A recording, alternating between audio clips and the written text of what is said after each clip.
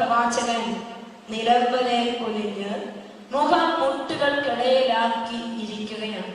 ഭൃത്യൻ വന്നിട്ട് പറഞ്ഞു, പ്രഭു ഒന്നുമില്ല എന്ന് പറഞ്ഞു. ലക്ഷണങ്ങൾ ഒന്നുമില്ല.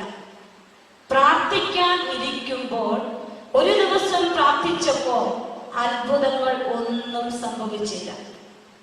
കർത്താവ് അനുഗ്രഹിച്ചില്ല. ഉടനെ ഏലിയ എഴുന്നേറ്റില്ല. ഏലിയ പറഞ്ഞു, ഇങ്ങനെ 7 പ്രാവശ്യം നീ പോയി തിരിച്ചു വരിക. ഏലിയ പ്രവാചകൻ ഭൃത്യനോട് പറഞ്ഞപ്പോ ഭൃത്യൻ വീണ്ടും ഇറങ്ങി കടലിൽ ചെന്ന് നോക്കി തിരിച്ചു വന്നു. അപ്പോഴും ഒന്നുമില്ല. അങ്ങനെ 7ാം തവണ പോയി തിരിച്ചു വരുമ്പോഴും ഏലിയ പ്രവാചകൻ ചലിച്ചിട്ടില്ല, മാറിയിട്ടില്ല. ഒരു വിധത്തിലും ചലിക്കാതെ അതേപടി നിലം വരെ കുനിഞ്ഞ് മുഖം മുട്ടുകൾക്കിടയിലാക്കി ത്യാഗം ചെയ്ത്, ഒരു പക്ഷെ ഒരു രാത്രി പിന്നിട്ടുണ്ടാവാം, നിലം വരെ കുനിഞ്ഞ് ത്യാഗം ചെയ്തിരിക്കുകയാണ്. ഒറ്റ ലക്ഷ്യമേയുള്ളൂ, ഈ പ്രാർത്ഥനയിൽ കൃപ വെളിപ്പെടണം, അനുഗ്രഹങ്ങൾ ഒഴുകിയെത്തണം. അതുമാത്രം ചിന്തിച്ച് അവൻ ഇരിക്കുമ്പോൾ 7ാം പ്രാവശ്യം അവൻ വന്ന് പറഞ്ഞു, പ്രഭു ഇതാ കടലിൽ നിന്ന് മനുഷ്യബലത്തോളമുള്ള ഒരു ചെറിയ മേഘം പൊങ്ങി വരുന്നത് ഞാൻ കണ്ടു. മഴ പെയ്തിട്ടില്ല, ഇടിമുഴക്കമില്ല, മേഘങ്ങൾ വലുതായിരുന്നു നിൽപ്പില്ല. പക്ഷേ കടലിന്റെ ആഴത്തിൽ നിന്ന് ഒരു ചെറിയ മേഘം പൊങ്ങി വരുന്നത് ഞാൻ കണ്ടു എന്ന് പറഞ്ഞപ്പോൾ ഏലിയ എഴുന്നേറ്റു. പ്രാർത്ഥനയ്ക്ക് ഉത്തരം കിട്ടും വരെ ത്യാഗം ചെയ്ത് മുട്ടുകുത്തി ചലിക്കാതെ രാത്രിയെ പകലാക്കി പ്രാർത്ഥിക്കാൻ കൃപ തരണമേ എന്ന് തമ്പുരാനോട് പ്രാർത്ഥിക്കാൻ പോവാം. നിരാശനായ ഏലിയ നിരാശനായിരുന്നോ? ഒരു തവണ വന്നപ്പോ പറഞ്ഞോണ്ടെന്ന് ഇല്ല. എത്ര തവണ പോയി? 7 തവണ. ഒരു പക്ഷേ 7 മാസം കാത്തിരിക്കണം, ചിലപ്പോ 7 ആഴ്ച കാത്തിരിക്കണം. നിന്റെ പ്രാർത്ഥനയ്ക്ക് മുടക്കം കൂടാതെ തമ്പുരാന്റെ മുമ്പിൽ കാത്തിരുന്നാൽ, കൃപയോടെ കാത്തിരുന്നാൽ, മനുഷ്യകലത്തോളമുള്ള ചെറിയ മേഘം അവിടെ എന്ത് ചെയ്തെന്നറിയോ? ഞൊടിയിടയിൽ ആകാശം മേഘാവൃതമായി കറുത്തിരുണ്ടു, കാറ്റ് വീശി വലിയ മഴ പെയ്തു. കുഞ്ഞു മേഘം, കുഞ്ഞു ലക്ഷണം കണ്ടുള്ളൂ. അനുഗ്രഹത്തിന്റെ ചെറിയ ലക്ഷണം കണ്ടപ്പോ ഏലിയ വിശ്വസിച്ചു, ഇത് അവന്റെ കരമാ. ആ വിശ്വാസം കൊടുങ്കാറ്റ് വീശി അതുവരെ മഴ പെയ്യാത്ത ദേശത്ത് ഞൊടിയിടയിൽ ഇടി മുഴങ്ങി പേമാരി പെയ്തിറങ്ങി ദാഹിച്ചു കിടന്ന വരണ്ടുണങ്ങി കിടന്ന ദേശത്ത് ദൈവത്തിന്റെ അനുഗ്രഹത്തിന്റെ മഴ പെയ്തിറങ്ങിയപ്പോൾ ചെറിയ മേഘം വൻമേഘത്തിന്റെ കൊടുങ്കാറ്റായി മാറിയെങ്കിൽ പ്രിയപ്പെട്ട മക്കളെ, ഇന്ന് ഈശോയുടെ മുമ്പിൽ നിൽക്കുമ്പോ ഈശോട് പറയാൻ പോകുക, കൃപയോടെ കൃപയോടെ പ്രാർത്ഥിക്കാൻ അനുഗ്രഹം തരണമേ എന്ന് ചോദിച്ചു ചോദിച്ചു പ്രാർത്ഥിക്കാൻ പോവുകയാ. എല്ലാ മക്കളും കരങ്ങൾ ചേർത്ത് പിടിച്ചിരിക്കുന്ന കരങ്ങൾ ഉയർത്തിപ്പിടിക്കുക. കർത്താവേ, ഇത് ഒരു മനസ്സോടെ ഒരു ഹൃദയത്തോടെ ഞങ്ങൾ പ്രാർത്ഥിക്കുകയാണ്. എന്റെ കരം കോർത്ത് പിടിച്ചിരിക്കുന്ന ഈ സഹോദരൻ, ഈ സഹോദരി കൃപയോടെ പ്രാർത്ഥിക്കാൻ, ദൈവ കൃപ സ്വന്തമാക്കാൻ, പ്രാർത്ഥിച്ചു പ്രാർത്ഥിച്ചു പ്രാർത്ഥിച്ച് കൃപ സ്വന്തമാക്കാൻ കർത്താവെ അനുഗ്രഹിക്കണമേ എന്ന് പ്രാർത്ഥിച്ചുകൊണ്ട് സുവിശേഷങ്ങളെ മനം തുറന്ന് സുഖിച്ച് ഒരു ഹൃദയത്തോടെ സുഖിച്ച് ഇടവകയിലെ എല്ലാ മക്കളും ദൈവ കൃപയുള്ള മക്കളായി മാറാൻ, ദൈവ കൃപ നിറഞ്ഞവരായി മാറാൻ, പ്രാർത്ഥിക്കാൻ കൃപ ലഭിച്ചവരായി മാറാൻ, വചനം വായിക്കാൻ കൃപ ലഭിച്ചവരായി മാറാൻ, പ്രതീക്ഷയോടെ വിശുദ്ധ കുർബാനയിൽ കൃപയോടെ പങ്കെടുക്കാൻ, വലിയ ദൈവ കൃപ നിറയപ്പെടാൻ ശക്തമായി സുഖിച്ചു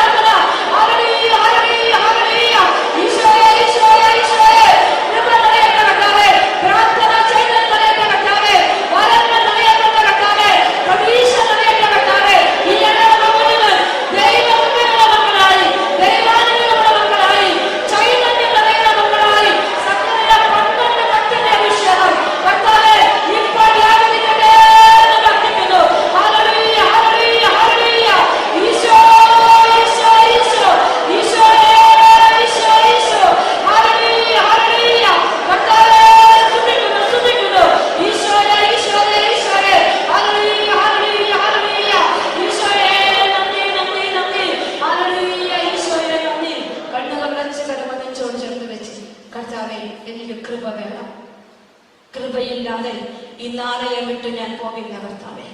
നിരാശയുള്ള മനസ്സുകൾക്ക് പ്രതീക്ഷ നിറയുന്നൊരു കൃപ, അനുഗ്രഹത്തിന്റെ ഒരു കൃപ കർത്താവേ. ജീവിക്കുന്നതും മുന്നോട്ട് പോകുന്നതും വലിയ തീക്കല്ല നടുവിലാണെങ്കിൽ പോലും കർത്താവേ, കൃപയോടെ പ്രാർത്ഥിക്കാൻ, നിന്നോട് ചേർന്ന് നിൽക്കാൻ കൃപ തരണമേ. ഈശോയോട് പ്രാർത്ഥിക്കാം. കൃപ നിറഞ്ഞ പരിശുദ്ധ അമ്മയെ ചേർത്ത് പിടിക്കാം.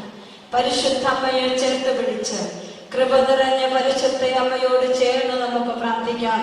നന്മ നിറഞ്ഞ മറിയമേ സുസ്തി,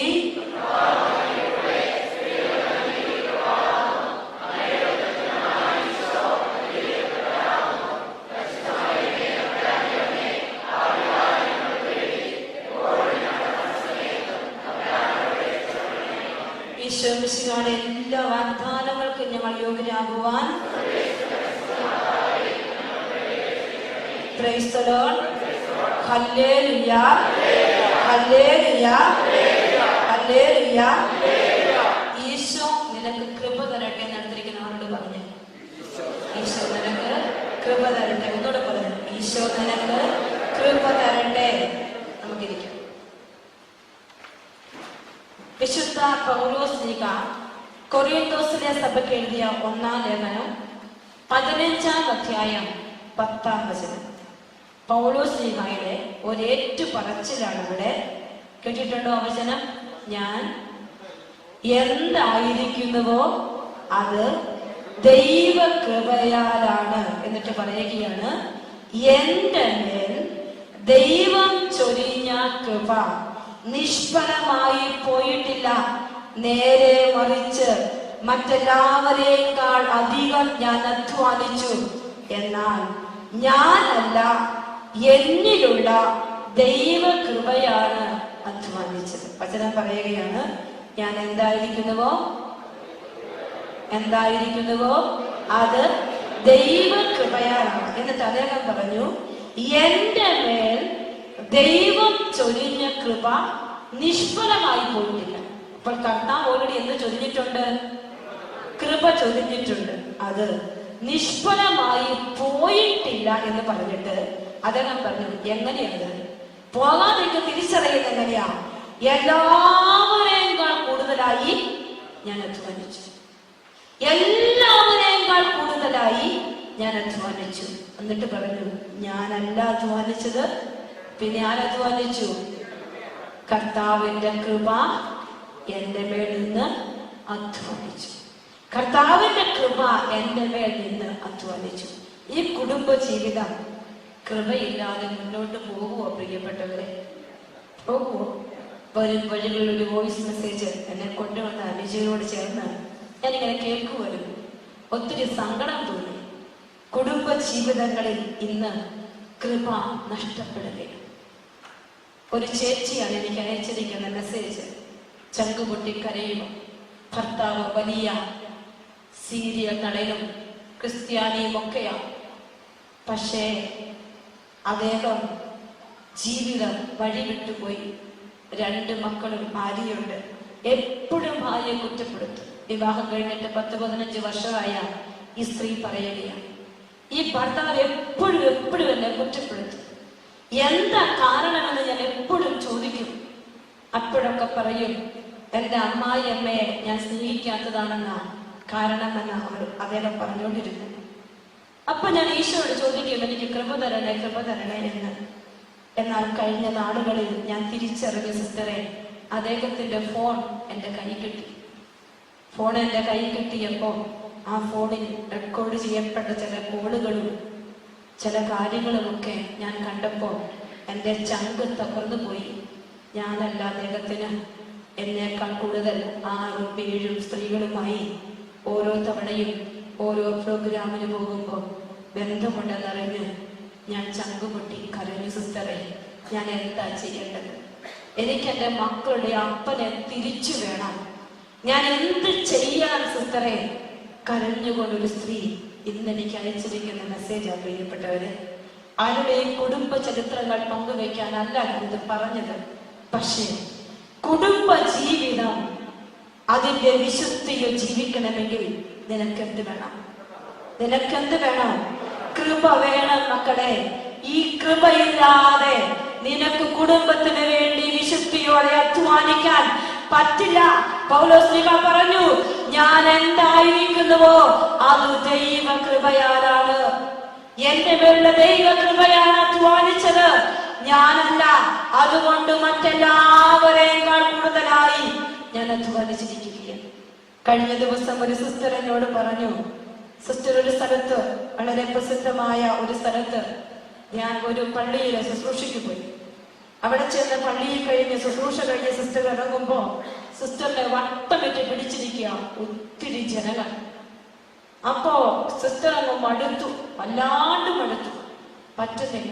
സിസ്റ്റർ പറഞ്ഞു, നിങ്ങളെല്ലാം ഒക്കെ, എനിക്ക് നിങ്ങൾക്ക് ആർക്കും വേണ്ടി പ്രാർത്ഥിക്കാൻ പറ്റുന്നില്ല, ഞാൻ മടുത്തു, പറ്റുന്നില്ല. അങ്ങനെ പറഞ്ഞ് വെള്ളം മേടിച്ചു കുടിക്കുന്ന സിസ്റ്ററിന്റെ ചെവികളിൽ പരിശുദ്ധാത്മാവ് പറഞ്ഞു, മകളെ, ഇത് നിന്റെ വേളയല്ല, ഇതെന്റെ വേളയാണ്, കൃപയൊഴുകും, നീ ഇവിടെ നിൽക്കണമെന്ന് സിസ്റ്ററിനോട് പറയുക. വൈകുന്നേരം 6:30 വരെ, ക്ഷീണം തുടങ്ങിയത് 2 മണിക്ക്, 6:30 വരെ ഒരിക്കലും ഇല്ലാത്ത പോലെ കർത്താവിന്റെ വചനം പറയുക മാത്രമല്ല, ഓരോ വ്യക്തികൾക്കും വേണ്ടി പ്രാർത്ഥിക്കാൻ എനിക്ക് കിട്ടിയൊരു കൃപയുണ്ടല്ലോ ആത്മരിയ, അത് വളരെ വളരെ വലുതാണെന്ന്. അപ്പോൾ ആ സിസ്റ്ററിന്റെ വാക്കുകളിൽ പറഞ്ഞാൽ, എല്ലാവരെയും കൂടുതൽ ഞാൻ അധ്വാനിച്ചു, എന്നാൽ ഞാനല്ല, എന്നിലുള്ള ദൈവ കൃപയാണ് അധ്വാനിച്ചത്. പ്രിയപ്പെട്ട മാതാപിതാക്കളെ, ഈ കുടുംബ ജീവിതം അകന്നു പോകാതെ 2 പേരും ഒരുമിച്ച് ഒരു കൂരയ്ക്ക് കീഴിൽ ജീവിക്കുന്നുണ്ടെങ്കിൽ അതുപോലും വലിയ കൃപയാണ് കേട്ടോ. ആ കൃപ ഇപ്പോൾ അധ്വാനിച്ചു കൊണ്ടേയിരിക്കുക. അപ്പോൾ കർത്താവിനോട് പറയണം, ബലഹീനതയുടെ മുകളിൽ നിനക്ക് എന്ത് വേണമെന്ന് പറയണം. എന്ത് വേണം? കൃപ വേണം. പൗലോസ്ലീഹായ്ക്ക് കർത്താവ് കൃപ വാഗ്ദാനം ചെയ്തു. കൊരിന്ത്യർക്കെഴുതിയ 2-ാമത്തെ ലേഖനം 12-ാം അധ്യായം 9-ാമത്തെ വചനം. തന്റെ ജീവിതത്തിൽ ബലഹീനത കൊണ്ട് ബുദ്ധിമുട്ടുമ്പോ പൗലോസ്ലീഹ പറഞ്ഞു, 7-ാമത്തെ വചനം പ്രകാരം വായിക്കും, വെളിപാടുകളുടെ ആധിക്യത്തിൽ അധികമാകാതിരിക്കേണ്ടതിന് ശരീരത്തിൽ ഒരു മുൾ എനിക്ക് നൽകപ്പെട്ടിരിക്കുന്നു. അതായത് എന്നെ ശല്യപ്പെടുത്തുന്നതിനും മതി മറന്നാരാധിക്കാതെ എന്നെ നിയന്ത്രിക്കുന്നതിനും വേണ്ടിയുള്ള പിശാചിന്റെ ഒരു ദൂതൻ അതിനെ വിട്ടകലാൻ വേണ്ടി 3 പ്രാവശ്യം ഞാൻ കർത്താവിനോട് അപേക്ഷിച്ചു. എന്നാൽ അവിടുന്ന് എന്നോട് അരുളി ചെയ്തു, നിനക്ക് എന്താ വചനം? നിനക്കെന്റെ കൃപ മതി. എന്നിട്ട് അടുത്ത വചനം എന്താ? എന്തെന്നാൽ ബലഹീനതയിലാണ് എന്റെ ശക്തി പൂർണ്ണമായും പ്രകടമാകുന്നത്. പ്രിയപ്പെട്ടവരെ, ഇവിടെ കൃപയ്ക്ക് വേണ്ടി കൊതിച്ചിരിക്കുമ്പോ ഈശോയോട് പറയണം, ഒത്തിരി ബലഹീനതയുള്ള ആളാകട്ടോ ഈശോയെ, ഞാൻ ഒത്തിരി കഴിവില്ലാത്ത ആളാ, ഞാൻ ഒത്തിരി കുറവുള്ള ആളാ, ഞാന് ബലഹീനത മാത്രമേ എനിക്കുള്ളൂ. എത്രമാത്രം ബലഹീനതയുള്ള വ്യക്തിയാണോ അത്രമാത്രം കൃപ നിന്റെ ജീവിതത്തിലേക്ക് ഇന്ന് ഈശോ തരാൻ പോവുകയാ. ബലഹീനതയുണ്ടോ നിങ്ങൾക്ക്? ഉണ്ടോ? ആർക്കാ ഏറ്റവും കൂടുതൽ ബലഹീനത? കൃപ വേണോ? കൃപ വേണമെങ്കിൽ അവന്റെ മുമ്പിൽ എനിക്ക് ബലഹീനതയുണ്ടെന്ന് സമ്മതിക്കണം. കർത്താവേ, ഏറ്റവും ബലമില്ലാത്ത വ്യക്തിയാ കർത്താവേ, ബലഹീനത മാത്രമേ എനിക്കുള്ളൂ. അങ്ങനെ പറയുമ്പോ കൃപയുടെ പെയ്തൊഴുക്ക് നമ്മുടെ ജീവിതത്തിലേക്ക് വരും. തിരിച്ചറിഞ്ഞ പൗലോസ്ലീഹ പറഞ്ഞു, അടുത്ത വചനമാണ്, ക്രിസ്തുവിന്റെ ശക്തി എന്നെ മേൽ ആവസിക്കേണ്ടതിന് ഞാൻ പൂർവാധികം സന്തോഷത്തോടെ എന്റെ ബലഹീനതയെ കുറിച്ച് പ്രശംസിക്കും. എന്താണ് വചനം പറഞ്ഞത്? ക്രിസ്തുവിന്റെ ശക്തി. പറഞ്ഞേ, ക്രിസ്തുവിന്റെ ശക്തി എന്റെ മേൽ ആവസിക്കേണ്ടതിന് ഞാൻ പൂർവാധികം സന്തോഷത്തോടെ എന്റെ ബലഹീനതയെ കുറിച്ച് പ്രശംസിക്കും. ബലഹീനതയുള്ള ആളാരാ എവിടെയുള്ളത്? ആരാ ഉള്ളത്? കൈവക്ക്. വചനം എന്താ പറഞ്ഞത്? ക്രിസ്തുവിന്റെ ശക്തി പൂർവാധികം ശക്തിയോടെ എന്റെ മേലാവസിക്കാൻ ഏറ്റവും വലുതായി എന്റെ ബലഹീനതയെ കുറിച്ച് ആര് പറഞ്ഞുകൊണ്ടിരിക്കും? ഞാൻ പറഞ്ഞുകൊണ്ടിരിക്കും. കർത്താവേ, കുറവുള്ളവളാ, പറ്റില്ലെന്ന് പറയുമ്പോ ആര് കൃപ നിറയ്ക്കും? ഈശോ കൃപ നിറയ്ക്കും. ഞാൻ കണ്ടിട്ടുണ്ട് എൻ്റെ ജീവിതത്തിൽ 2 വർഷം മുമ്പ് ഒരു സ്ഥലത്ത് രാവിലെ 8 മണിക്ക് തുടങ്ങിയ ധ്യാനമാണ്. കൗൺസിലിംഗ് കഴിഞ്ഞ് ഇവിടെ ഏറ്റവും അടുത്തൊരു സ്ഥലത്താണ്. 7:30 വരെ ഞാൻ പള്ളിയിലിരിക്കേണ്ടി വന്നു. 7:30 കഴിഞ്ഞപ്പോൾ എനിക്ക് പിറ്റേ ദിവസം എറണാകുളത്ത് ഫോർട്ട് കൊച്ചി സിസ്റ്റേഴ്സിനുള്ള ധ്യാനമാണ്. അപ്പോ അവിടെ എത്തണം. അപ്പൊ ഈ പള്ളിക്കാര് പറഞ്ഞു, സിസ്റ്ററെ നിൽക്കുന്ന ആൾക്കാരെ എല്ലാം കണ്ടു, ഞങ്ങൾ കൊണ്ടുപോയി എറണാകുളത്ത് വിട്ടേക്കാം. അപ്പൊ രാവിലെ 8 മണിക്ക് കയറിയതാണ്. സാധാരണ മൺഡേ ഒക്കെ ഉണ്ടെങ്കിൽ ഒത്തിരി ഭക്ഷണം കഴിക്കാതിരിക്കാൻ ഞാൻ ശ്രദ്ധിക്കും. കാരണം നമ്മുടെ ബലഹീനത കൊണ്ട് കർത്താവിന്റെ കൃപയെന്ന് വരും. നമ്മൾ എന്തെങ്കിലുമൊക്കെ ത്യാഗം ഏറ്റെടുക്കണ്ടേ. അപ്പൊ ഞാൻ അങ്ങനെ ചിന്തിക്കാറുണ്ട്. ആ സമയത്തൊക്കെ അങ്ങനെ ചെയ്യുമ്പോ ഒന്നും ചെയ്യാറില്ല. അപ്പോ ഞാനിങ്ങനെ തളർന്നിരിക്കുവാണ്. 7:30 എനിക്ക് എങ്ങനെയും ഇവിടെ പുറത്തിറങ്ങിയാൽ മടുത്തു. അങ്ങനെ ഞാൻ അവിടുന്ന് കയറി വണ്ടിയിൽ പോവുകയാണ്. എന്നെ ഇവർ കൊണ്ടുവിടുവാണ്. അപ്പൊ പോകുന്ന വഴിക്ക് കൊണ്ടുപോകുന്ന ആൾക്കാർ ഓരോരുത്തർക്കും ഫോൺ വിളിച്ചത്, സിസ്റ്ററെ ഒന്ന് പ്രാർത്ഥിക്കാമോ, ഒന്ന് പ്രാർത്ഥിക്കാമോ, ഒന്ന് പ്രാർത്ഥിക്കാമോ, ഇങ്ങനെ എല്ലാ സ്ഥലത്തും ഇവർക്ക് അറിയാവുന്ന ആൾക്കാരെ എല്ലാം ഫോൺ വിളിച്ചു തരും. ഞാൻ ഫോണിൽ കൂടെ പ്രാർത്ഥിച്ച് ഞാൻ മടുത്തു. അവിടെ ചെല്ലുമ്പോൾ 11 മണി. അപ്പ അടുത്തിടെ മദർ പറഞ്ഞു, ആൻമരിയ സിസ്റ്റർ വരുമല്ലോ എന്ന് വിചാരിച്ച് ഞങ്ങൾ നൈറ്റ് വിസിറ്റ് നടത്താൻ ഇവിടെ കാത്തിരിക്കുകയാണ്. എൻ്റെ കർത്താവെ, ഞാൻ പറഞ്ഞു, എൻ്റെ മദറെ, ചതിച്ചന്റെ മദറെ, ഞാൻ വലിയതായിട്ട് കൊടുത്ത് 11 മണിയായി വിളിച്ചെന്ന് കയറുമ്പോൾ. എന്നിട്ട് മദർ പറഞ്ഞു, കൊച്ചു സിസ്റ്റേഴ്സ് പോലും ഉറങ്ങിയിട്ടില്ല കേട്ടോ സിസ്റ്ററെ എന്ന് പറഞ്ഞു. അപ്പോഴും ഞാൻ പറഞ്ഞു, എൻ്റെ പൊന്നു മദറെ, എന്നെ വിഷമിപ്പിക്കല്ലേ, എനിക്ക് പറ്റിയത്. ഉടനെ മദർ പറഞ്ഞു, എന്നാ ശരി സിസ്റ്ററെ, അപ്പം നമുക്ക് ഭക്ഷണം കഴിക്കാം. ഭക്ഷണം കഴിക്കാൻ മുറിലോട്ട് കൊണ്ടുവന്നു. അപ്പൊ ഇടയ്ക്കൊക്കെ പോകുന്ന മടമായതുകൊണ്ട് എന്നിട്ട് അവര് ചെമ്മീൻ കറിയും വേണ്ട കുറെ സാധനങ്ങളൊക്കെ ഉണ്ടാക്കി വെച്ചിട്ടുണ്ട്. സിസ്റ്റർ വരുമെന്ന് ഓർത്ത് തന്നെ ഞങ്ങൾ ചെമ്മീനൊക്കെ ഉണ്ടാക്കി വെച്ചിരിക്കുക. ഇത് ആ സിസ്റ്റർമാരൊക്കെ കൂടിയാണ് ഇത് വെച്ചിരിക്കുന്നത്. ആരെ കാത്തിരിക്കുന്ന കുറെ സിസ്റ്റർമാരുടെ പേരെല്ലാം പറഞ്ഞു. എല്ലാം വീണ്ടും ഇങ്ങനെ പ്രലോഭിപ്പിച്ചുകൊണ്ടിരിക്കുക, അതായത് ആരാധന നടത്തണം. അപ്പൊ ഞാൻ പറഞ്ഞത്, മദറെ എനിക്ക് പറ്റുന്നില്ല. എന്നാ സാധനമില്ല സിസ്റ്ററെ, അവരെല്ലാവരും ഉറങ്ങാൻ പൊക്കോളാം ഞാൻ പറയാം. ഉടനെ എന്റെ കൂടെയുള്ള സിസ്റ്റർ പറഞ്ഞു, എന്റെ ആൻമരിയ, നമ്മളല്ലല്ലോ ചെയ്യുന്നത്, ഈശോയല്ലോ ചെയ്യുന്നത്, ചെയ്യാന്ന് പറയാൻ പറഞ്ഞു. എനിക്ക് അങ്ങ് സങ്കടം വന്നു. ഞങ്ങൾ മദർ ആരാധന ചെയ്യാന്ന് പറഞ്ഞു. ഞാനിങ്ങനെ 2 കണ്ണ് നിറഞ്ഞൊഴുകോ, പറ്റുന്നില്ല എനിക്ക് നിൽക്കാൻ, എനിക്ക് ആരോഗ്യമില്ല, തീർന്നു. ഞാൻ മദർ പോയി ഈശോയെ വെച്ചു, ഞാൻ വന്നേക്കാന്ന് പറഞ്ഞു. ഞാൻ പെട്ടെന്ന് മുറിയിൽ കയറി, ഞാൻ കഥ കടച്ച്, ഞാൻ കരയോ, ഈശോയെ എനിക്ക് ഒരു വാക്ക് പറയാൻ പറ്റില്ല, ഞാൻ ഒന്നും പറയില്ല, ഈ ആരാധന നടത്താൻ എനിക്ക് പറ്റില്ല ഈശോയെ. ഞാൻ അങ്ങനെ പറഞ്ഞ് കണ്ണുനീരൊക്കെ തുടച്ച് ഞാൻ പുറത്ത് ചാപ്പലിലേക്ക് വന്നു. ചാപ്പലിൽ വന്നു. അവരൊരു പരിശുദ്ധാത്മാവിന്റെ പാട്ടുപാടി. ഞങ്ങൾ ആ ആരാധന രാത്രി 1:30 വരെ നീണ്ടു. അവിടെ ആരാ സംസാരിച്ചെന്ന് ചോദിച്ചാൽ ഇന്നും എനിക്കറിയാം, അതെന്റെ പരിശുദ്ധാത്മാവാ, എന്റെ ഈശോയ.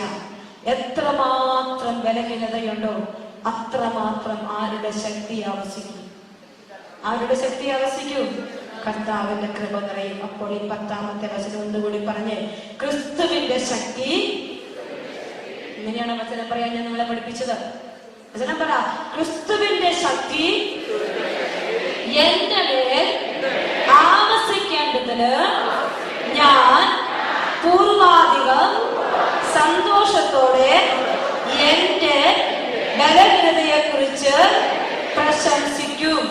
വലതുകരം കൂടി പറഞ്ഞേ, ക്രിസ്തുവിന്റെ ശക്തി എന്റെ മേൽ ആവസിക്കേണ്ടതിന് ഞാൻ പൂർവാധികം സന്തോഷത്തോടെ എന്റെ ബലഹീനതയെ കുറിച്ച് പ്രശംസിക്കും.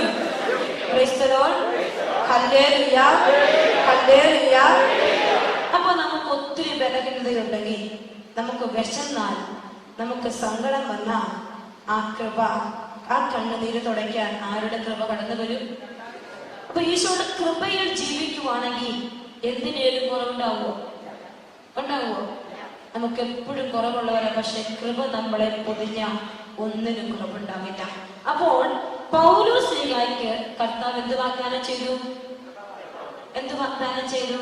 കൃപ വാഗ്ദാനം ചെയ്തു. ഇനി കൃപയില്ലാത്ത വ്യക്തിയെ വിശുദ്ധ ഗ്രന്ഥം ഒരു പേരിടും. എന്താണ് പേരെന്നറിയാമോ? കേട്ടിട്ടുണ്ടോ അങ്ങനെ ഒരു വചനം? മക്കമാരുടെ പുസ്തകം കേട്ടിട്ടുണ്ടോ? ഉണ്ടോ? ഉണ്ടോ? ബൈബിളിൽ അങ്ങനെ ഒരു പുസ്തകം ഉണ്ടോ?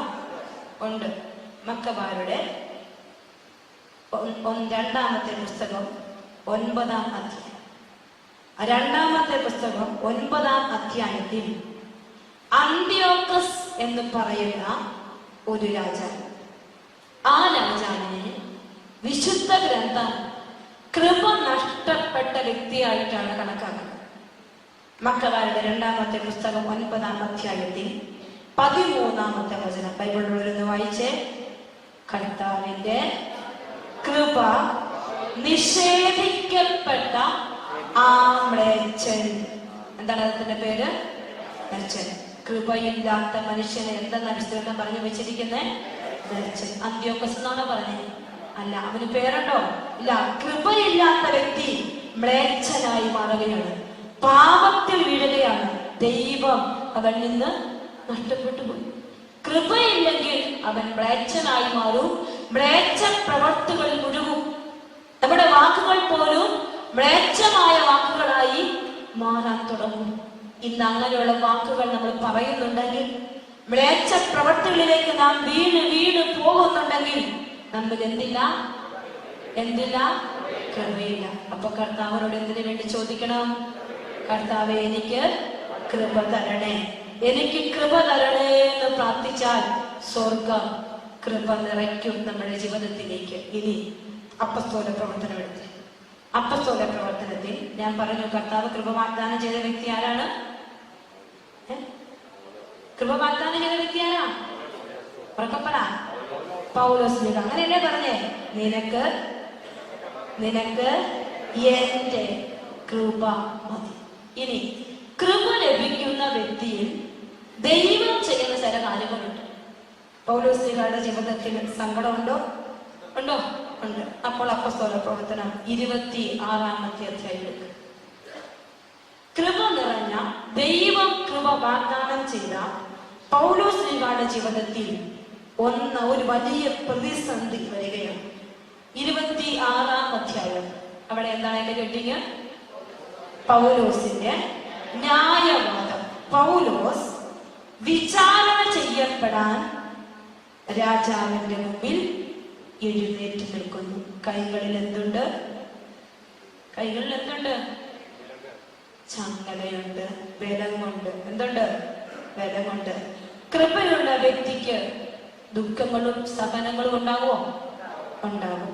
ഇവിടെ പൗലോസ്ലീഹ യേശുവിനെ കുറിച്ച് പറയാൻ ആഗ്രഹിച്ചു പറഞ്ഞു തുടങ്ങിയപ്പോൾ സ്വർഗം അവന്റെ ബലഹീനതയുടെ മേൽ ദൈവ കൃപ നിക്ഷേപിച്ചപ്പോൾ അവന്റെ മുമ്പിൽ ഒരു പ്രതിസന്ധി വന്നിരിക്കുക. അവൻ പിടിക്കപ്പെട്ടു.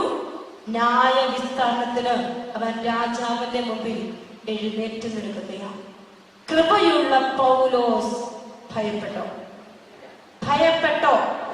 പ്രതിസന്ധിയുടെ മുമ്പിൽ അവൻ വീണുപോയോ? ഇല്ല. എന്റെയും നിങ്ങളുടെയും ജീവിതത്തിൽ വിലങ്ങുകളും വിചാരണകളും കുറ്റപ്പെടുത്തലുകളും കടന്നു വരുമ്പോൾ തകരാതിരിക്കണമെങ്കിൽ എന്ത് വേണം?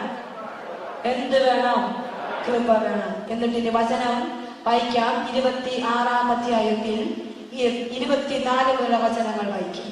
അവർ ഇങ്ങനെ ന്യായവാദം നടത്തിക്കൊണ്ടിരിക്കുമ്പോൾ ഫെസ്തൂസ് ഉച്ചത്തിൽ വിളിച്ചു പറഞ്ഞു, പൗലോസ്, നിനക്ക് ഭ്രാന്താണ്. നിന്റെ വലിയ വിജ്ഞാനം നിന്നെ ഭ്രാന്തനാക്കുന്നു. ഉടനെ പൗലോസ്, കൃപയുള്ള പൗലോസ് പറഞ്ഞു, അഭിവന്ദ്യനായ ഫെസ്തൂസ്, രാജാവിനോടാണ് പറയാൻ പോകുന്നത്. അഭിവന്ദ്യനായ ഫെസ്തൂസ്, ഞാൻ ഭ്രാന്തനല്ല, സുബോധത്തോടെ സത്യം പറയുകയാണ്. രാജാവിന് ഇക്കാര്യങ്ങൾ അറിയാം. ഞാൻ അവരോട് തുറന്ന് പറയുകയാണ്, ഇവയിൽ ഒന്നുപോലും അസത്യപ്പെടാതിരുന്നിട്ടില്ലെന്ന് എനിക്ക് ബോധ്യമുണ്ട്. എന്തെന്നാൽ ഇതൊഴിഞ്ഞ കൊള്ളിൽ സംഭവിച്ച കാര്യമല്ല. അവൻ തന്റെ ജീവിതകഥ, എങ്ങനെയാണ് സ്വർഗം തന്നെ ഈശോയെ പിടിച്ചെടുത്തത് എങ്ങനെയാണെന്നൊക്കെ രാജാവിനെ വിവരിച്ച് കൽപ്പിച്ചപ്പോ ഫെസ്തൂസ് പറഞ്ഞു, നിനക്ക് ഭ്രാന്താണ്, നിനക്ക് സുബോധമില്ല. പൗലോസ്ലീഹ ഭയലേശമന്യേ അവൻ പറഞ്ഞു, എനിക്ക് ഭ്രാന്തില്ല, സുബോധത്തോടെ ഞാൻ പറയുകയാ, ഇതൊഴിഞ്ഞ കോണിൽ സംഭവിച്ച ഒരു കാര്യമല്ല. സത്യത്തിന് വേണ്ടി നിൽക്കുന്ന ഒരു പൗലോസ്ലീഹ. പ്രിയപ്പെട്ട മക്കളെ, കൃപയുണ്ടെങ്കിൽ സത്യം മാത്രം നീ പറയൂ. കൃപയുണ്ടെങ്കിൽ സത്യം മാത്രം നീ പറയൂ. എത്ര പേര് സത്യത്തെ മറച്ചു വെക്കാൻ ശ്രമിച്ചാലും നീ എന്തേ പറയൂ? സത്യമേ പറയൂ. ഇന്ന് അസത്യങ്ങൾ പറയുന്ന നാവുകളുണ്ടെങ്കിൽ ഇവിടെ ഇരിക്കുമ്പോ എന്താ ആലോചിച്ചോണം? എന്നിൽ കൃപ കുറഞ്ഞുപോയി, കൃപ കുറഞ്ഞുപോയി. ചോദിച്ചോണം. കള്ളം പറയുന്ന ആളുകളുണ്ടെങ്കിൽ ചോദിച്ചോണം, കർത്താവേ കൃപ കുറഞ്ഞിട്ടുണ്ട്, കൃപ തരണം. എന്നിട്ട് പൗലോസ് 27 വചനം വായിച്ചേ. അഗ്രിപ്പ രാജാവേ, നീ പ്രവാചകന്മാർ വിശ്വസിക്കുന്നില്ലേ? ഉണ്ടെന്ന് എനിക്കറിയാം. അപ്പോൾ അഗ്രിപ്പ പൗലോസിനോട് പറഞ്ഞു, എളുപ്പത്തിൽ എന്നെ ക്രിസ്ത്യാനിയാക്കാമെന്നാണോ? ഉടനെ പൗലോസ് എന്താ പറഞ്ഞേ?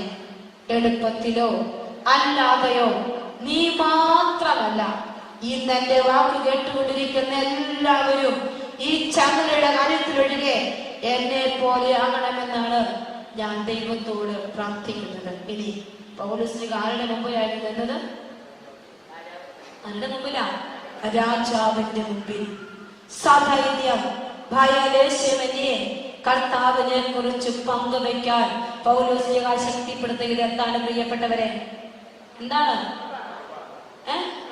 ദൈവകൃപ. നിനക്കെന്റെ കൃപ മതി. ഒന്ന് പറഞ്ഞേ, നിനക്കെന്റെ കൃപ മതി. കർത്താവിനോട് പറഞ്ഞു, എല്ലാരും പറ, കർത്താവിനോട് പറഞ്ഞു നിനക്കെന്റെ കൃപ മതി. ചർക്കിൽ ഇങ്ങനെ കൈ ചേർത്ത് വെച്ചിട്ട് പറഞ്ഞ്, കർത്താവിനോട് പറഞ്ഞു നിനക്കെന്റെ കൃപ മതി. തെറ്റിദ്ധാരണയുടെ മുകളിൽ, കുറ്റപ്പെടുത്തലിന്റെ മുകളിൽ, വിമർശനത്തിന്റെ മുകളിൽ സധൈര്യം ഭയപ്പെടാതെ സത്യം സംസാരിക്കാൻ, സത്യത്തിന് വേണ്ടി നിൽക്കാൻ, സത്യം തന്നെ യേശുവിന്റെ വചനത്തിന് വേണ്ടി നിൽക്കാൻ കൃപ ചോദിച്ചുകൊണ്ട് കരങ്ങൾ ഉയർത്തി സ്തുതിച്ചേ മക്കളെ, ശക്തമായി സ്തുതിച്ചേ. ശക്തിയോടെ ക്രിസ്തുവിന്റെ കൃപ, അവന്റെ ശക്തി എന്റെ മേൽ ആവസിക്കാൻ. ബലഹീനനായ ഞാൻ കർത്താവേ കൃപയ്ക്ക് വേണ്ടി യാചിക്കുന്നു. സ്തുതിക്കട്ടെ, സ്തുതിക്കട്ടെ, സ്തുതിക്കട്ടെ. ഹല്ലേലൂയ, ഹല്ലേലൂയ, ഹല്ലേലൂയ, ഹല്ലേലൂയ. ഈശോ, ഈശോ, ഈശോ, ഈശോ.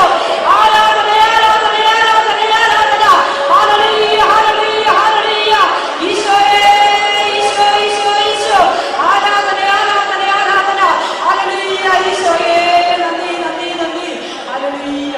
കണ്ണുകൾ അടച്ച് കരങ്ങൾ ചോദിച്ചു വെച്ച് നമ്മുടെ ജീവിതത്തിൽ എവിടെയെങ്കിലുമൊക്കെ കള്ളം പറയുന്ന അവസ്ഥയുണ്ടെങ്കിൽ, ഭയപ്പെട്ടോടുന്ന സമയമുണ്ടെങ്കിൽ, കൃപ കുറഞ്ഞു പോയ മേഖലകളുണ്ടെങ്കിൽ, സത്യം പറയാൻ മടിക്കുന്ന സമയങ്ങളുണ്ടെങ്കിൽ, മറ്റുള്ളവരുടെ കുത്തുവാക്കുകൾക്ക് മുമ്പിൽ, ചില ഭീഷണികൾക്ക് മുമ്പിൽ വഴങ്ങിപ്പോകുന്ന അവസ്ഥകളുണ്ടെങ്കിൽ, കർത്താവേ എനിക്ക് കൃപ തരണമേ, പരിശുദ്ധ അമ്മേ കൃപ മേടിച്ചു തരണമേ എന്ന് പ്രാർത്ഥിച്ചുകൊണ്ട് ഒരുമിച്ച് പ്രാർത്ഥിച്ച്, കൃപ നിറഞ്ഞ മറിയമേ നിനക്ക് സ്തുതി,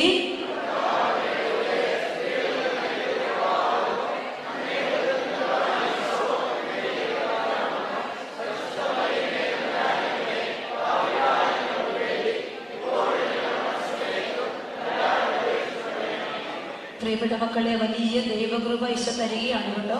നിങ്ങളെല്ലാം പരിശുദ്ധ അമ്മയുടെ കരവിങ്ങനെ മനസ്സിൽ കണ്ടെന്ന് കോട്ട് പിടിച്ചിട്ട് പറഞ്ഞേ, കൃപ നിറഞ്ഞ മറിയമേ നിനക്ക് സ്തുതി, കർത്താവ് നീയോടുകൂടെ അമ്മയുടെ ഉദരത്തിൻ ഫലമായി ഈശോ അനുഗ്രഹിക്കപ്പെട്ടവനാകുന്നു. പരിശുദ്ധ മറിയമേ തമ്പുരാന്റെ അമ്മേ, പാപികളായ ഞങ്ങൾക്ക് വേണ്ടി ഇപ്പോഴും ഞങ്ങളുടെ മരണസമയത്തും തമ്പുരാനോട് അപേക്ഷിക്കണമേ. ആമേൻ. ഈശോ മിശിഹായുടെ എല്ലാ വാഗ്ദാനങ്ങൾക്കും ഞങ്ങൾ യോഗ്യരാകുവാൻ പ്രൈസ് ദി ലോർഡ്. ഹല്ലേലൂയ. ഹല്ലേലൂയ ഉയർത്തി പറഞ്ഞ, ക്രിസ്തുവിന്റെ ശക്തി എന്റെ മേൽ ആവസിക്കേണ്ടതിന് ഞാൻ പൂർവാധിക സന്തോഷത്തോടെ എന്റെ ബലഹീനതയെ കുറിച്ച് പ്രശംസിക്കൂ. അപ്പോ കർത്താവിന് ഈ കൃപ എനിക്ക് തരാൻ പറ്റുമോ? അസാധ്യമായിട്ട് എന്തെങ്കിലും ഉണ്ടോ? ഇല്ല. അപ്പൊ ആ കൃപ ലഭിക്കാൻ ഒരു വചനം വെച്ച് പറയട്ടെ. ലൂക്ക 18:27. എന്താണ് വചനം?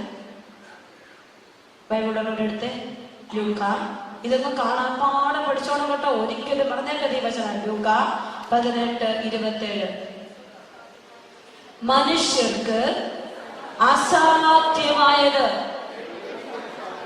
ദൈവത്തിന് സാധ്യമാണ്. മനുഷ്യർക്ക് അസാധ്യമായത് ദൈവത്തിന് സാധ്യമാണ്. പ്രിയപ്പെട്ട മക്കളെ, കഴിഞ്ഞ ദിവസം ഒരു പെൺകുട്ടി എനിക്ക് മെസ്സേജ് അയച്ചിരിക്കുകയാണ്. കഴിഞ്ഞ ദിവസം എന്ന് പറഞ്ഞാൽ ഒരു 4 മാസം മുമ്പേ എനിക്ക് അവളെ പരിചയമുണ്ട്. അവള് മെസ്സേജ് അയച്ചിരിക്കുന്ന ഇപ്രകാരമാണ്: സിസ്റ്ററെ, ഞാൻ 9 തവണ IELTS എക്സാം എഴുതി, പുറത്തേക്ക് പോകാൻ നോക്കിയിട്ട് ഞാൻ പാസ്സായിട്ടില്ല. സിസ്റ്റർ, എനിക്ക് വേണ്ടി പ്രാർത്ഥിക്കണം. ഞാൻ അവൾക്ക് ഈ മെസ്സേജ് അയച്ചു. ലൂക്ക 18:27. എന്താണ്?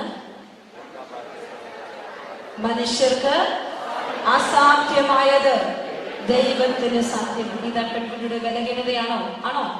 ജയിച്ചു തീർക്കാൻ പറ്റുന്നുണ്ടോ? ബലഹീനതയല്ലേ അത്? അല്ലേ? കഴിവ് കുറവല്ലേ അത്? ആണ്, കഴിവ് കുറവാണ്. അപ്പോ ഞാൻ ഈ വചനം അവൾക്ക് പറഞ്ഞു കൊടുത്തു. ഞാൻ പറഞ്ഞു, നീ വചനമൊക്കെ പറഞ്ഞ് നീ പ്രാർത്ഥിച്ചോ. കാരണം എന്നിട്ട് ഞങ്ങൾക്ക് അവളുടെ ഈ കൃപയെ കുറിച്ചൊക്കെ പറഞ്ഞാട്ടോ ഞാൻ നമുക്ക് മെസ്സേജ് അയച്ചത്. പ്രിയപ്പെട്ടവരെ, ക്രിസ്തുവിന്റെ ശക്തി പൂർവാധികം ആവസിക്കാൻ നമ്മൾ എന്ത് ചെയ്യണം? നമ്മുടെ ബലഹീനതയെ കുറിച്ച് പറയണ്ടേ? നമ്മളെല്ലാം തികഞ്ഞവരാണോ?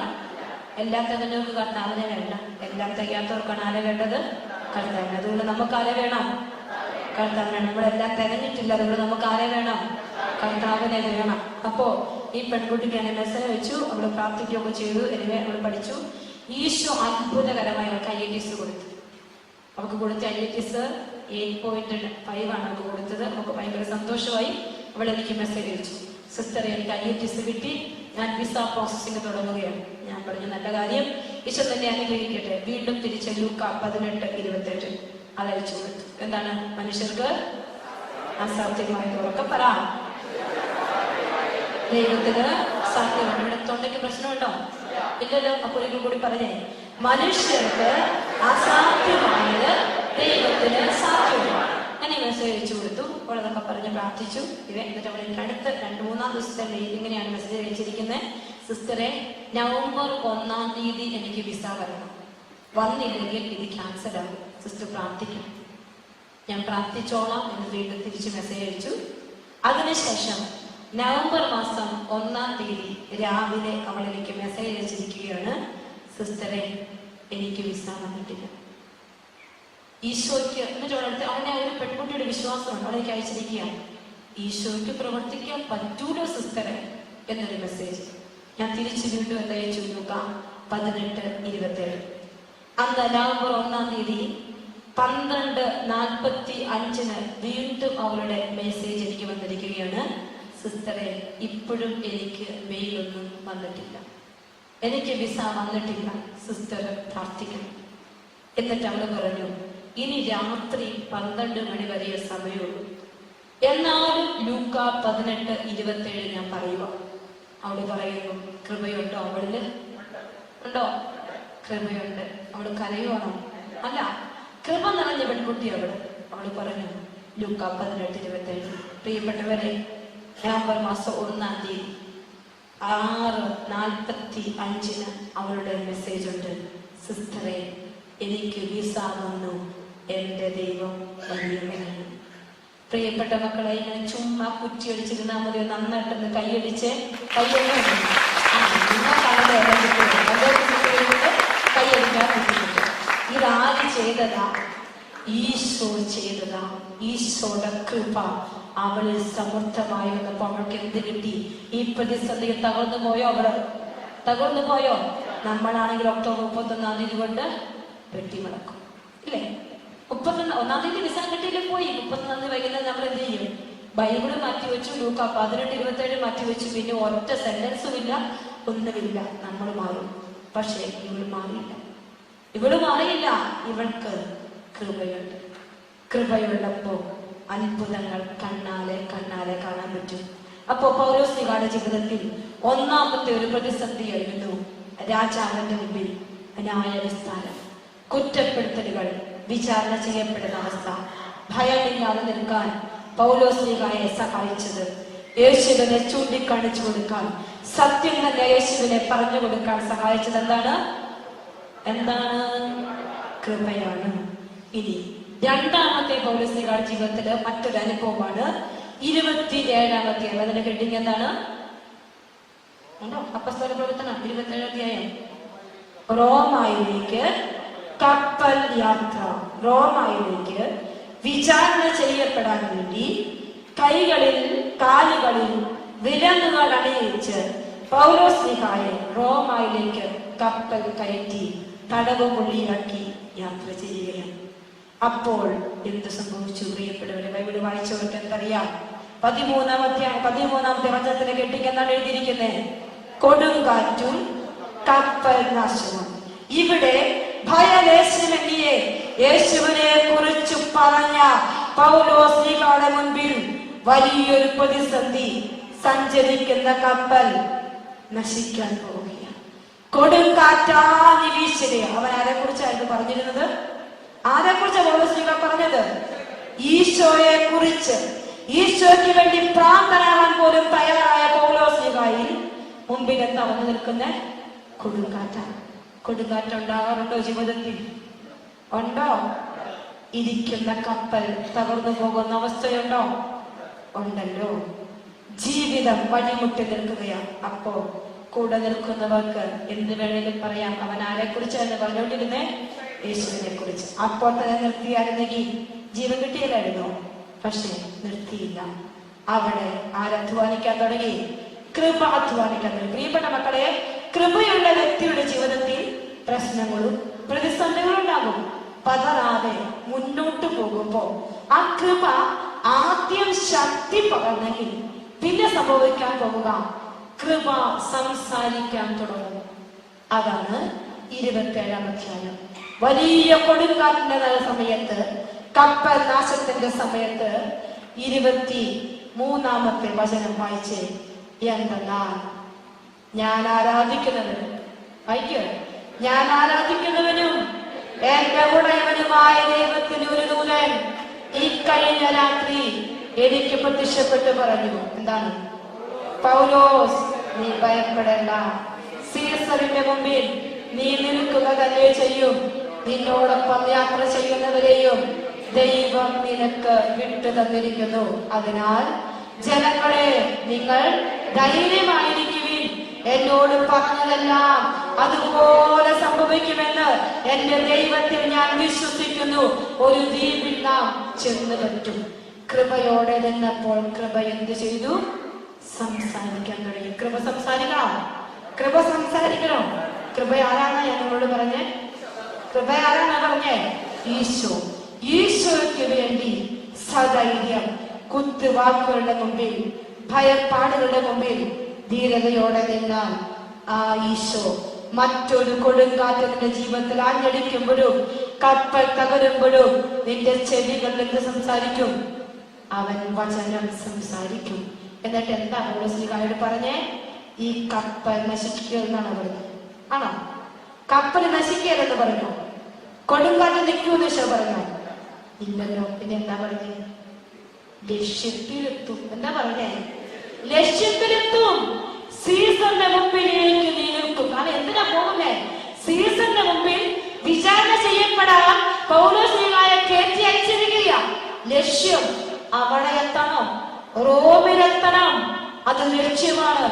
ലക്ഷ്യം തകർന്നോ? ഇല്ല. കൊടുങ്കാറ്റ് ശാന്തമാകുമെന്നല്ല കൃപ പറഞ്ഞത്. ദൈവം പറഞ്ഞത് കൊടുങ്കാറ്റ് ശാന്തമാകുമോ?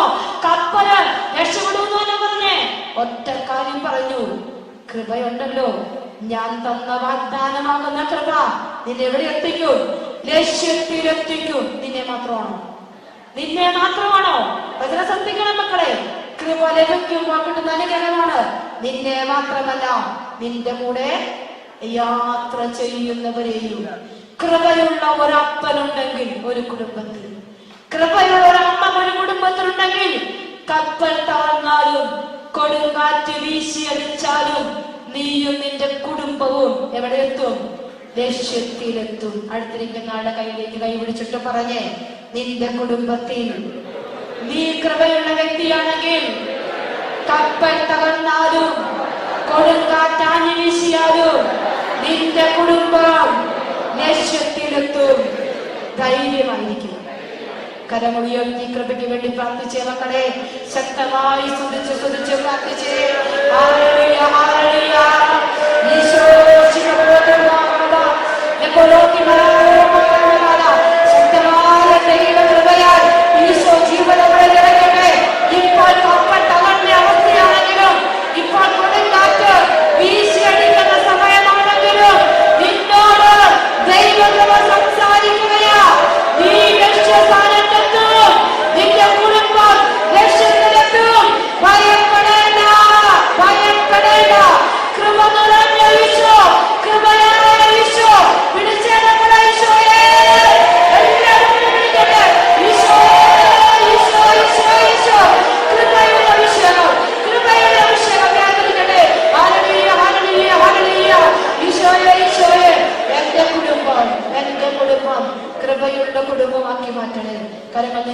ചേർത്ത് വെച്ച്. പ്രിയപ്പെട്ട മക്കളെ, ഇപ്പൊ കൊടുങ്കാറ്റുണ്ടോ? ഇപ്പൊ കപ്പൽ തകർന്ന അവസ്ഥയാണോ നിനക്ക്? ജീവിതം വഴിമുട്ടി നിൽക്കുവാണോ? കർത്താവിന്റെ കൃപ നിന്റെ ചെവിയിൽ മന്ത്രിക്കുകയോ? നീ ലക്ഷ്യത്തിലെത്തും, നീ ലക്ഷ്യത്തിലെത്തും. നിന്നോടുകൂടെ നിന്റെ പ്രിയപ്പെട്ടവരും ലക്ഷ്യത്തിലെത്തും. കൃപ നിറഞ്ഞ അമ്മയോട് ചേർന്ന് പ്രാർത്ഥിച്ചേ. കൃപ നിറഞ്ഞ മറിയമേ, നിനക്ക് സ്തുതി.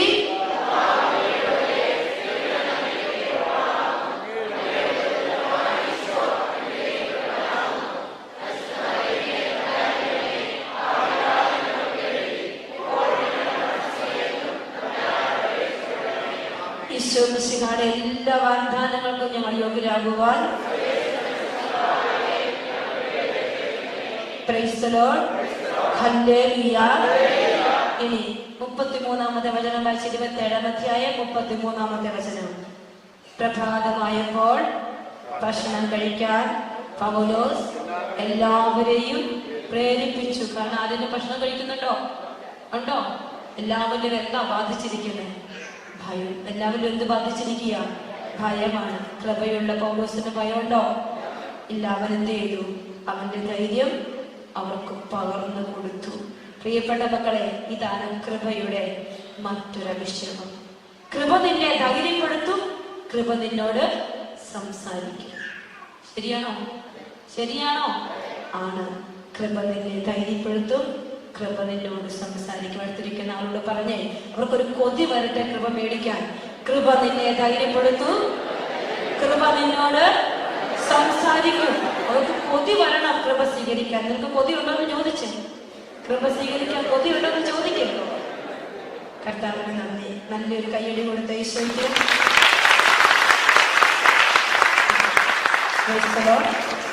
ഇനി 28-ാമത്തെ അധ്യായം.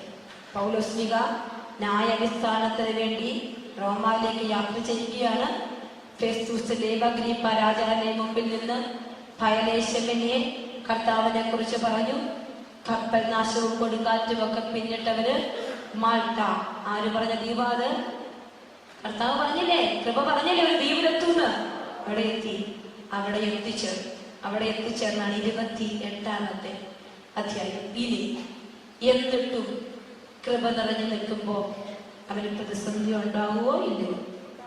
ഉണ്ടാവുമോ? മൂന്നാമത്തെ മറ്റൊരു പ്രതിസന്ധി. കൃപ നിറയുമ്പോൾ ഈ പ്രതിസന്ധിയെ എങ്ങനെ നേരിടുന്നതാണ് അടുത്ത വചനം പറയുക.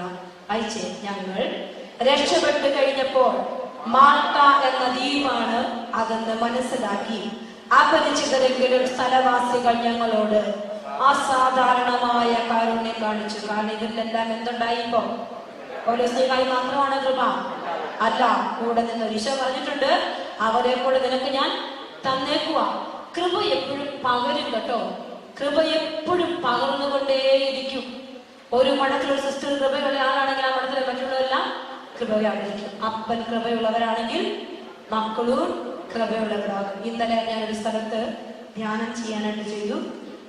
അവിടുത്തെ ഒരു ചേട്ടൻ, ആ ചേട്ടൻ 2 മക്കളാണ്.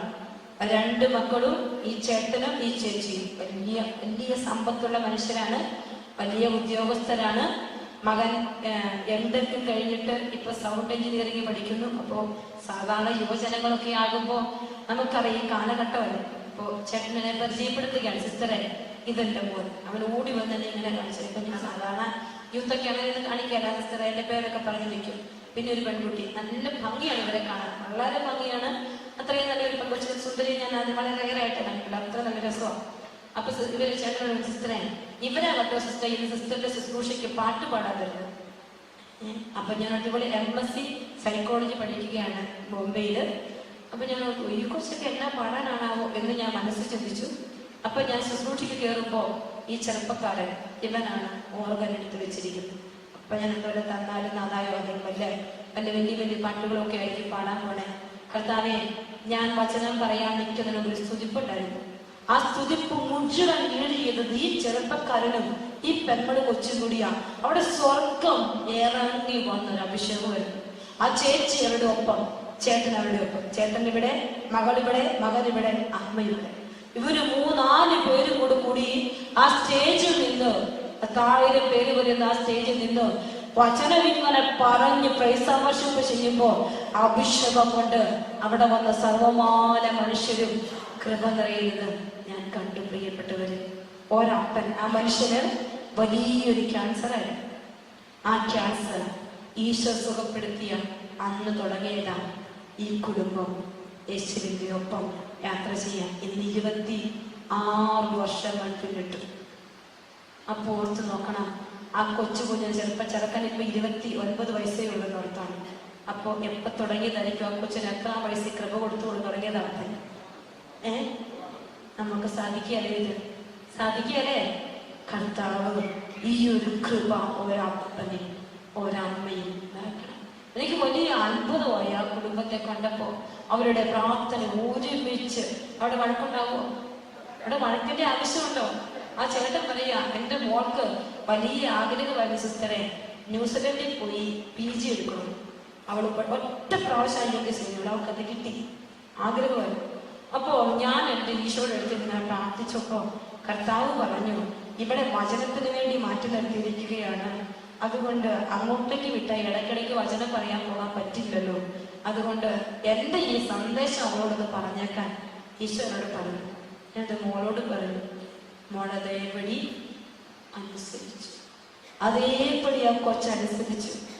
ആ കൊച്ച് എന്ത് പഠിക്കും, ചത്ത് കിടന്ന് പഠിക്കും. അപ്പൊ ഇന്നലെ ഞാൻ നമ്മുടെ തലേ കഴിച്ചപ്പോൾ അതൊക്കെ വിഷയത്ത് പറയാ, എന്തോരം അവൾ പഠിക്കുന്നു അത്രയും മാർക്കാം. എൻ്റെ അമ്മ പറഞ്ഞു, എൻ്റെ പൊന്നു സിസ്റ്റർ രാത്രിയൊന്നും ഓർമ്മന്നില്ല, പുസ്തകം മുഴുവൻ കാണപ്പെടും. 15-ാം തീയതി നമുക്ക് പരീക്ഷയാണ്. പുസ്തകം മുഴുവൻ കാണാപ്പാടമാണ്, അവക്കാണ് കാണിക്കുക. അവൾ എന്ത് വായിക്കുന്നോ അത് മൊത്തം കർത്താവ് കൊടുക്കുവാണ്. ഒന്നിനും കുറവില്ലാത്ത ഒരു കുടുംബം ഞാൻ കണ്ടു. അവിടെ ദൈവകൃപ അധ്വാനിച്ചുകൊണ്ടേയിരിക്കുക. ആരാധ്വാനിക്കുന്നത് ദൈവകൃപയാണ്. അപ്പോൾ മാൾട്ട വായിക്കും. അപ്പോൾ ഞങ്ങൾ രക്ഷപ്പെട്ടു കഴിഞ്ഞപ്പോൾ മാൾട്ട എന്ന ദ്വീപാണ് അതെന്ന് മനസ്സിലാക്കി. അടുത്ത വചനം നിങ്ങൾ ഒരുമിച്ച് വയ്ക്കും. അപരിചിതരെങ്കിലും സ്ഥലവാസികൾ ഞങ്ങളോട് അസാധാരണമായ കാരുണ്യം കാണിച്ചു. മഴക്കാലം വന്നു ചേർന്നത് കൊണ്ടും തണുപ്പായത് കൊണ്ടും തീ കൂട്ടി ഞങ്ങളെ സ്വാഗതം ചെയ്തു. പൗലോസ് കുറെ ചുള്ളിക്കമ്പുകൾ പെറുക്കിയിട്ട് തീയിലിട്ടു. അപ്പോൾ ഒരണലിപ്പാമ്പ് ചൂടേറ്റ് പുറത്ത് ചാടി അവന്റെ കയ്യിൽ ചുറ്റി. വിചാരണയുടെ മുമ്പിൽ ഭയപ്പെടാതെ റോമിലേക്ക് യാത്ര ചെയ്ത് കപ്പൽ നാശത്തെയും കൊടുങ്കാറ്റിനെയും അഭിമുഖീകരിച്ച് മാൾട്ട ദ്വീപിലെത്തിയ പൗലോസിന്റെ മുമ്പിൽ മറ്റൊരു പ്രതിസന്ധി. എന്താണ്? കൈയല്ല ചുറ്റിയിരിക്കുന്ന അണലിപ്പാമ്പ് കയ്യിൽ കയറി ചുറ്റി പിടിച്ചു നിൽക്കുകയാണ്. അപ്പോൾ പാമ്പ് അവന്റെ കയ്യിൽ തൂങ്ങിക്കിടക്കുന്നത് കണ്ട നാട്ടുകാർ എന്ത് പറഞ്ഞു? ഈ മനുഷ്യൻ കൊലപാതകയാണെന്നതിന് സംശയം. കാരണം അവന്റെ കൈകളിൽ എന്തുണ്ട്? അവിടുന്ന് പോന്നപ്പോൾ സമ്മാനം കൊടുത്തിട്ടുണ്ട്, ബലം കൊണ്ട്. ഇല്ലേ, തടവ് പുള്ളിയല്ലേ? ആണല്ലോ, തടവ് പുള്ളിയാണ്. അതുകൊണ്ട് അവരെന്ന് നിഗമിച്ചു, ഇവൻ കൊലപാതകയാണ്. മനുഷ്യരിങ്ങനെ എന്നെ കുറിച്ച് ഞാനിങ്ങനെ പ്രാർത്ഥിച്ച് കൃപയിൽ വരുമ്പോ എന്റെ കുടുംബത്തിൽ പ്രശ്നം വരുമ്പോ ആളുകൾ എന്ത് പറയും? പ്രാർത്ഥിക്കുന്നൊക്കെ ഉണ്ട്, പക്ഷെ നല്ല രീതിയല്ല. എവിടെയോ എന്തോ കുഴപ്പമുണ്ട്, കുഴപ്പമുണ്ട്. ഒത്തിരി കഥകൾ ആളുകൾ എന്നെ കുറിച്ച് മെനയാൻ തുടങ്ങും. അവര് പറഞ്ഞിതാ, ഈ മനുഷ്യൻ ഒരു കൊലപാതകയാണ്, അതിന് സംശയമില്ല. അവൻ കടലിൽ നിന്ന് രക്ഷപ്പെട്ടെങ്കിലും ജീവിക്കാൻ നീതി അവനെ അനുവദിക്കുന്നില്ല. പൗലോസ് ഇത് കണ്ട് പേടിച്ചു. അവൻ എന്ത് ചെയ്തു? അവൻ പാമ്പിനെ തീയിലേക്ക് കുടഞ്ഞിട്ടു. കയ്യിൽ പാറ്റ വരുമ്പോ ഒറ്റയേറും, അതുപോലെ എറിഞ്ഞു. അവിടെ വേറെ വല്ലതും സംഭവിച്ചോ? ഇല്ല. ഇതുപോലുള്ള പ്രതിസന്ധികൾ കൃപ നിറഞ്ഞ ജീവിതങ്ങളിലേക്ക് കടന്നു വരുമ്പോ അവൻ ഭയപ്പെടാതെ എന്ത് ചെയ്തു? അതിനെ കുടഞ്ഞു കളഞ്ഞു. അല്ലത് കൈ പാട് പറ്റിയോ? ഒന്നും പറ്റിയില്ല.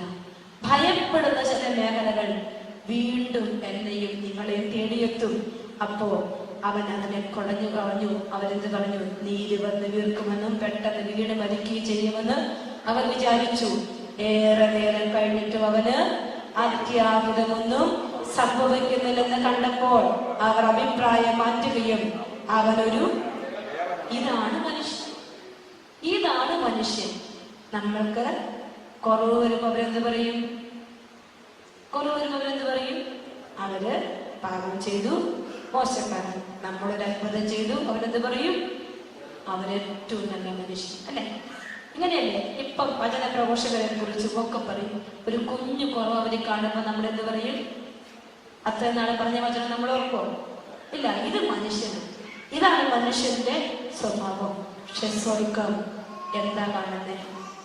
സ്വർഗം എന്ത് കാണും? നമ്മുടെ ഹൃദയം കാണും. നമ്മുടെ ജീവിതത്തിൽ ഇവിടെ പൗലോസ്ലീഹായി കൃപ നിറഞ്ഞു നിന്നപ്പോ ഒന്നും അവനെ ഏശിയില്ല. പ്രതിസന്ധികൾ ഇല്ലാതെ വന്നില്ല. വന്നു എല്ലാ പ്രതിസന്ധികളും. ഒന്നും ഏശിയില്ല. അവൻ റോമായിലെത്തി. അവിടെ യഹൂദരോട് എന്ത് പറഞ്ഞു?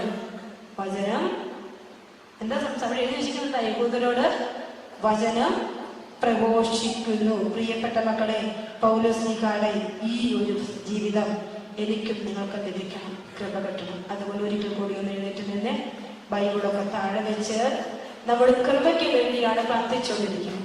ബലഹീനതയുള്ള മേഖലകളെല്ലാം കർത്താവിലൂടെ ഏറ്റു പറയാൻ പോവാം. കാരണം ദൈവത്തിന്റെ ശക്തി പൂർവാധികം എന്നിൽ ആവസിക്കാൻ എന്റെ ബലഹീനതയെ കുറിച്ച് ഞാൻ കൂടുതലായി പറഞ്ഞുകൊണ്ടേയിരിക്കും. അപ്പോൾ ഇവിടെ നിൽക്കുന്ന ഓരോരുത്തർക്കും ഒത്തിരി ബലഹീനതകൾ എനിക്കും നിങ്ങൾക്കും ഒക്കെയുണ്ട്. ആ എന്നെ നിങ്ങളെ നോക്കി കർത്താവ് പറയും, നിനക്കെന്റെ കൃപ മതി. അപ്പോൾ എന്റെ ചങ്ങിൽ ഇങ്ങനെ കൈ വെച്ചിട്ട് പറഞ്ഞേ, എന്റെ ബലഹീനത എത്ര വലുതാണെങ്കിലും ഇന്ന് എനിക്ക് എന്ത് കിട്ടും? കൃപ കിട്ടും. കൃപ ചോദിച്ചു കേൾക്കണം. സക്കറിയ 12:10 ഞാൻ ദാവീദ് ഭവനത്തിന്റെയും ജെറുസലേം നിവാസികളുടെയും മേൽ കൃപയുടെയും പ്രാർത്ഥനയുടെയും ചൈതന്യം പകരും. പ്രിയപ്പെട്ട മക്കളെ, കർത്താവിന്റെ ഈ വചനം സക്കറിയ 12:10 ഈ ആലയത്തിൽ മാംസം ധരിക്കണം. ഞാൻ നിന്റെ മേൽ കൃപയുടെയും പ്രാർത്ഥനയുടെയും ചൈതന്യം പകരും. കർത്താവിന്റെ വചനം വീണ്ടും പറയും.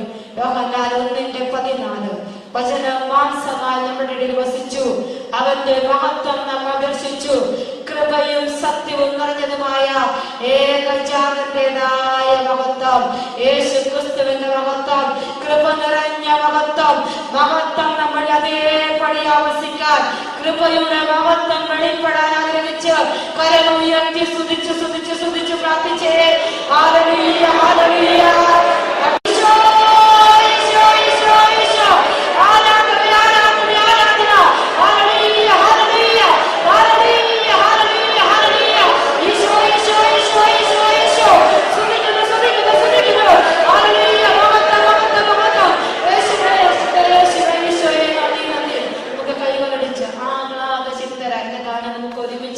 കരങ്ങളടിച്ച് നമ്മൾ ഒരുമിച്ച് പാടി പ്രാർത്ഥിക്കാൻ പോകുകയാണ്.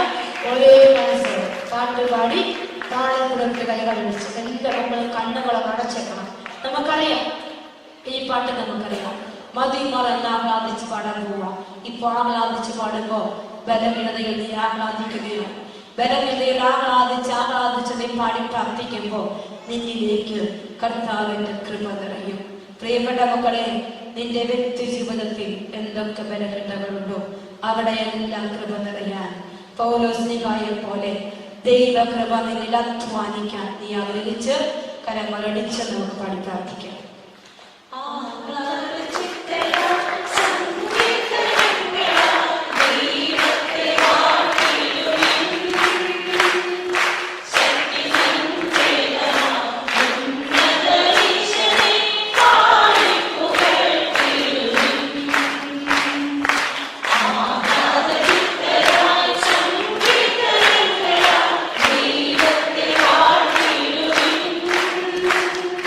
ശക്തി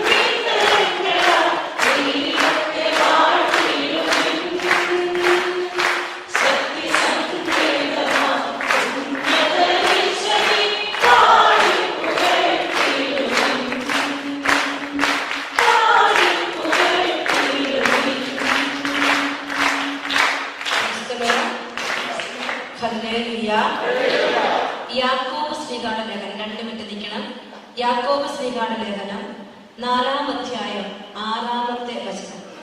ഇവിടെ ഇങ്ങനെ എഴുതിയിട്ടുണ്ട്, ദൈവം കൃപ ചൊരിയുന്നു, അവിടുന്ന് കൃപാവരം ചൊരിയുന്നു. അതുകൊണ്ടാണ് ഇങ്ങനെ എഴുതിയിരിക്കുന്നത്, ദൈവം അഹങ്കാരികളെ എതിർക്കുകയും എളിമയുള്ളവർക്ക് കൃപ കൊടുക്കുകയും ചെയ്യും. കൃപ ആർക്ക് കിട്ടും? ആർക്ക് കിട്ടും? എളിമയുള്ളവർക്ക്. എളിമയുള്ളവർക്ക് ബലഹീനതയുണ്ടെന്ന് സമ്മതിക്കാൻ പറ്റും. ആണോ? ആണോ? കുറവുണ്ടെന്ന് സമ്മതിക്കണം. അവർക്ക് എന്ത് വേണം? എളിമ വേണം. അപ്പോ ഈ വചനം എന്ന് പറയണം, ദൈവം കൃപ ചൊരിയുന്നു, അതുകൊണ്ട് ഇങ്ങനെ എഴുതിയിരിക്കുന്നു, ദൈവം അഹങ്കാരികളെ എതിർക്കുകയും എളിമയുള്ളവർക്ക് കൃപ കൊടുക്കുകയും ചെയ്യുന്നു. അപ്പൊ കരങ്ങൾ രണ്ടും ഉയർത്തിപ്പിടിച്ച്, കർത്താവേ എനിക്ക് എളിമ വേണം, എനിക്ക് എളിമ തരണം കർത്താവേ. കൃപാവരം മുഴുവൻ സ്വന്തമാക്കാൻ എളിമ തരണമേ. എനിക്കില്ലാത്തതൊക്കെ എല്ലാം ഏറ്റു പറയാൻ കർത്താവേ, ഞാൻ ആയിരിക്കുന്ന അവസ്ഥ ഏറ്റു പറയാൻ. മക്കളെ കരങ്ങൾ ഉയർത്തിപ്പിടിക്കാൻ ഈശോടൊന്ന് പറയണം, പൗലോസ്ലീഹായ പോലെ ഞാനല്ല, എന്നിലുള്ള ദൈവകൃപ അധ്വാനിച്ചെന്ന് ലോക സമക്ഷം വിളിച്ചു പറയാൻ തക്ക വിധത്തിൽ ഹൃദയത്തിൽ അഗാധമായ എളിമ തരണമേ എന്ന് പ്രാർത്ഥിച്ചേ. കർത്താവേ ഞാനല്ല കർത്താവേ, നിന്റെ വലിയ കൃപയാണ് കർത്താവെ അധ്വാനിക്കുന്നത്. ഞാൻ ജീവിച്ചിരിക്കുന്നത് പോലും നിന്റെ കൃപയാണ് കർത്താവേ. ഞാൻ ഓരോ കാര്യങ്ങൾ ചെയ്യുന്നത് പോലും നിന്റെ കൃപയാണ് കർത്താവേ. നിന്റെ കൃപയാണ് എന്നിൽ അധ്വാനിക്കുന്നത്. അപ്പാ ശക്തമായി കരങ്ങൾ ഉയർത്തി സ്തുതിച്ചു പ്രാർത്ഥിച്ചേ. ഹല്ലേലൂയ, ഹല്ലേലൂയ, ഹല്ലേലൂയ. കർത്താവേ കൃപാവരം വെളിപ്പെടുത്ത കർത്താവേ, കൃപ നിറയട്ടെ കർത്താവേ, കൃപ നിറയട്ടെ, കൃപ നിറയട്ടെ, കൃപാവരങ്ങൾ വെളിപ്പെടട്ടെ. ഈശോ, ഈശോ, ഈശോ, ഈശോ. ഹല്ലേലൂയ, ഹല്ലേലൂയ.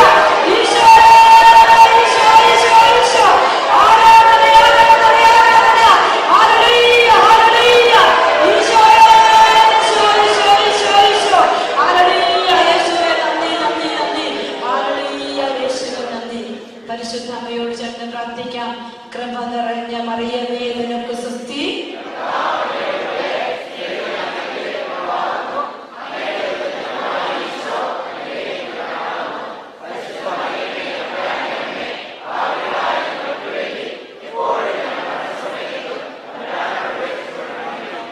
ഈശോ മിശിഹായുടെ എല്ലാ വാഗ്ദാനങ്ങൾക്കും ഞങ്ങൾ യോഗ്യരാകുവാൻ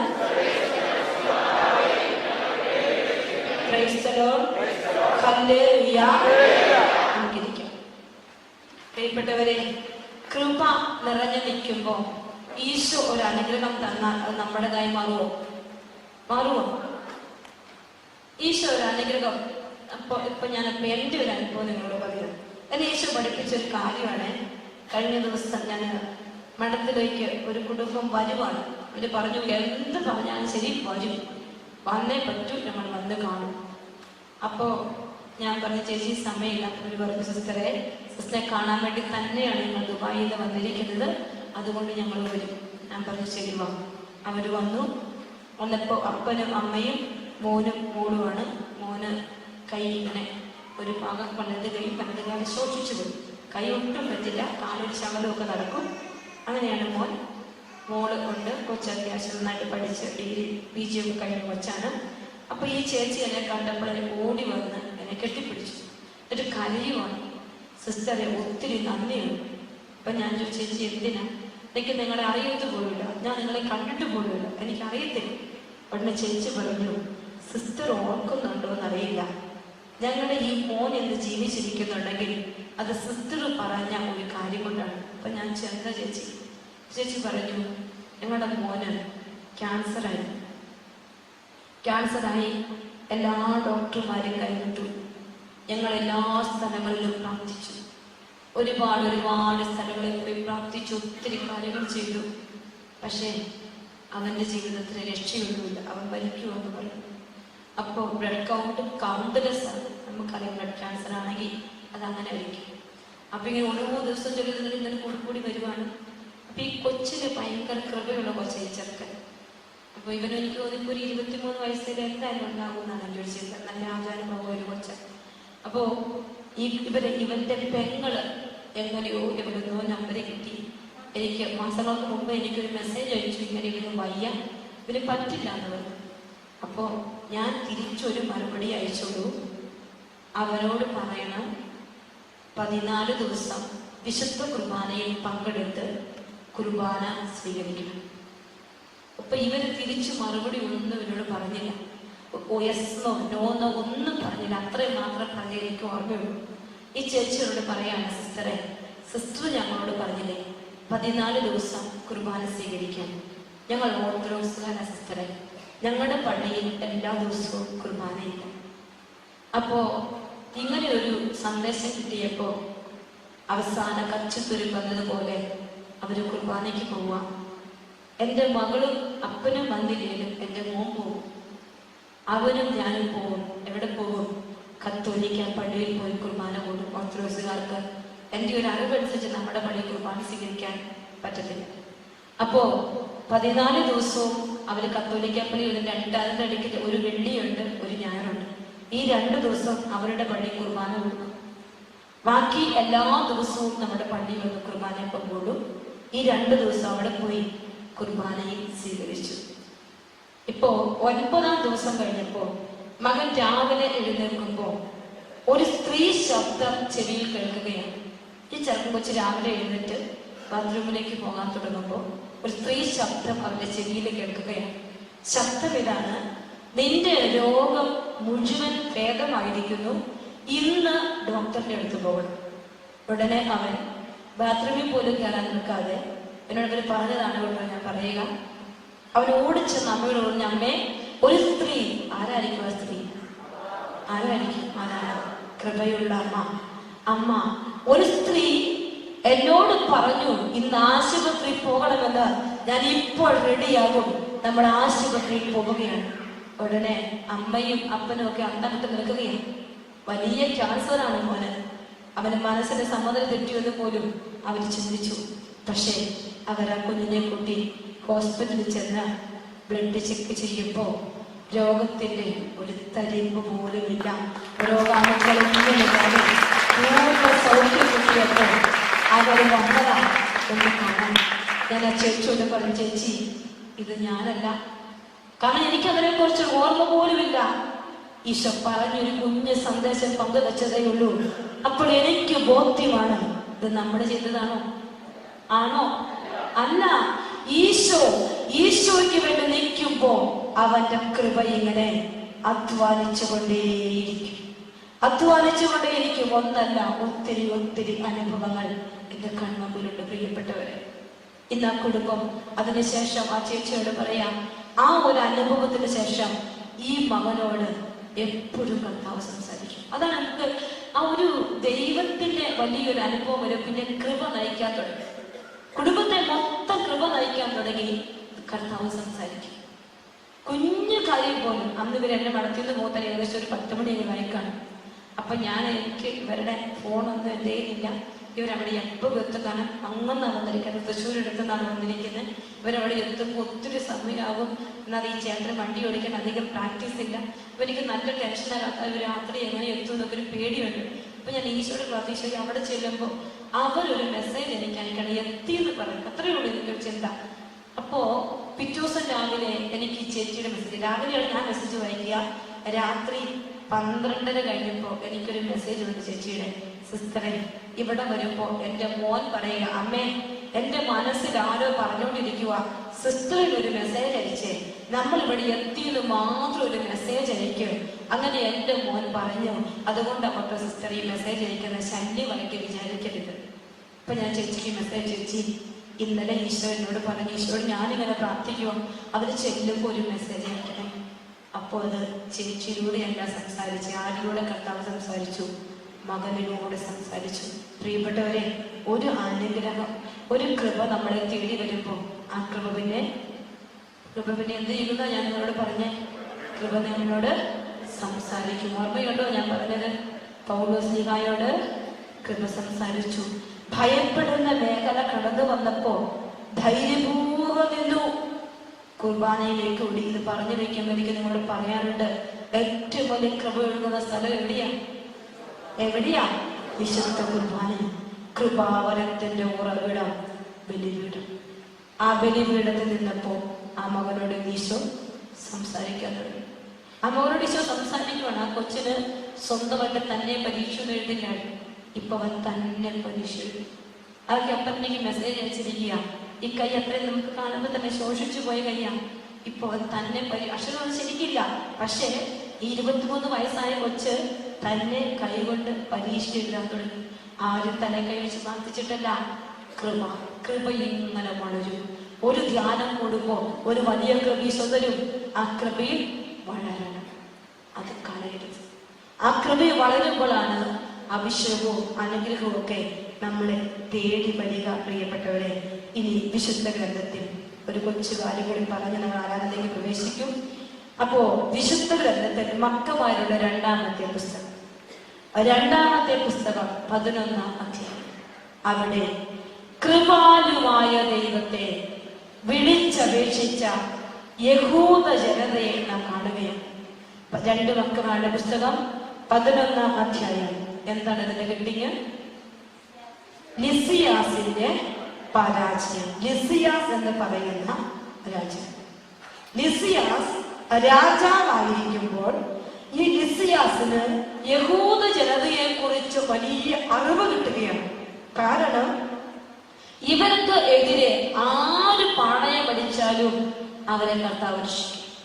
അപ്പൊ അവർ ദൈവത്തിന് കൃതജ്ഞതാ സ്തോത്രങ്ങൾ അർപ്പിക്കും. അതാണ് തൊട്ട് മുമ്പത്തെ 10-ാമത്തെ അധ്യായത്തില് 38-ാമത്തെ വചനം. അനന്തരം അവൻ ഇസ്രായേലിനോട് വലിയ ദയ കാണിക്കുകയും തങ്ങൾക്ക് വിജയം നൽകിയ കർത്താവിനെ കൃതജ്ഞതാ സ്തോത്രങ്ങളോടെ വാഴ്ത്തുകയും എഴുതി വെച്ചിട്ടുണ്ട്. അപ്പോൾ അടുത്ത വചനം 11-ാമത്തെ അധ്യായം വായിക്കുക. ഈ സംഭവങ്ങൾ രാജാവിന്റെ രക്ഷകർത്താവും ചാർച്ചക്കാരനും ഭരണ ചുമതല വഹിച്ചവനുമായ ലിസിയാസിനെ അമർഷം കൊള്ളിച്ചു. അവൻ ന്യായാധിപനാണ്.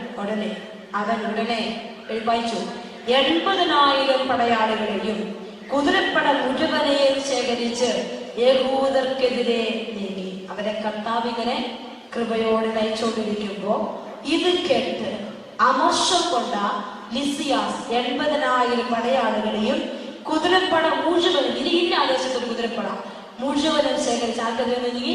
യഹൂദർക്കെതിരെ നീങ്ങി. അവരുടെ ഉദ്ദേശം എന്തായിരുന്നു? നഗരത്തെ ഗ്രീക്ക് അധിനിവേശമാക്കി മാറ്റുക എന്നതായിരുന്നു അവരുടെ ലക്ഷ്യം. മറ്റു ജനങ്ങളുടെ ക്ഷേത്രങ്ങൾ കണ്ടതുപോലെ അവരുടെ ദേവാലയത്തിനും നികുതി ചുമത്താനും പ്രധാന പുരോഗത സ്ഥാനം ആണ്ടുതോറും വിൽപ്പനയ്ക്ക് വയ്ക്കാനും അവർ ഉദ്ദേശിച്ചു. ഈ ലിസിയാസിന് 2 ഉദ്ദേശങ്ങളുണ്ടായിരുന്നു. ഒന്ന്, ദേശം ഗ്രീക്ക് വൽക്കരിക്കുക.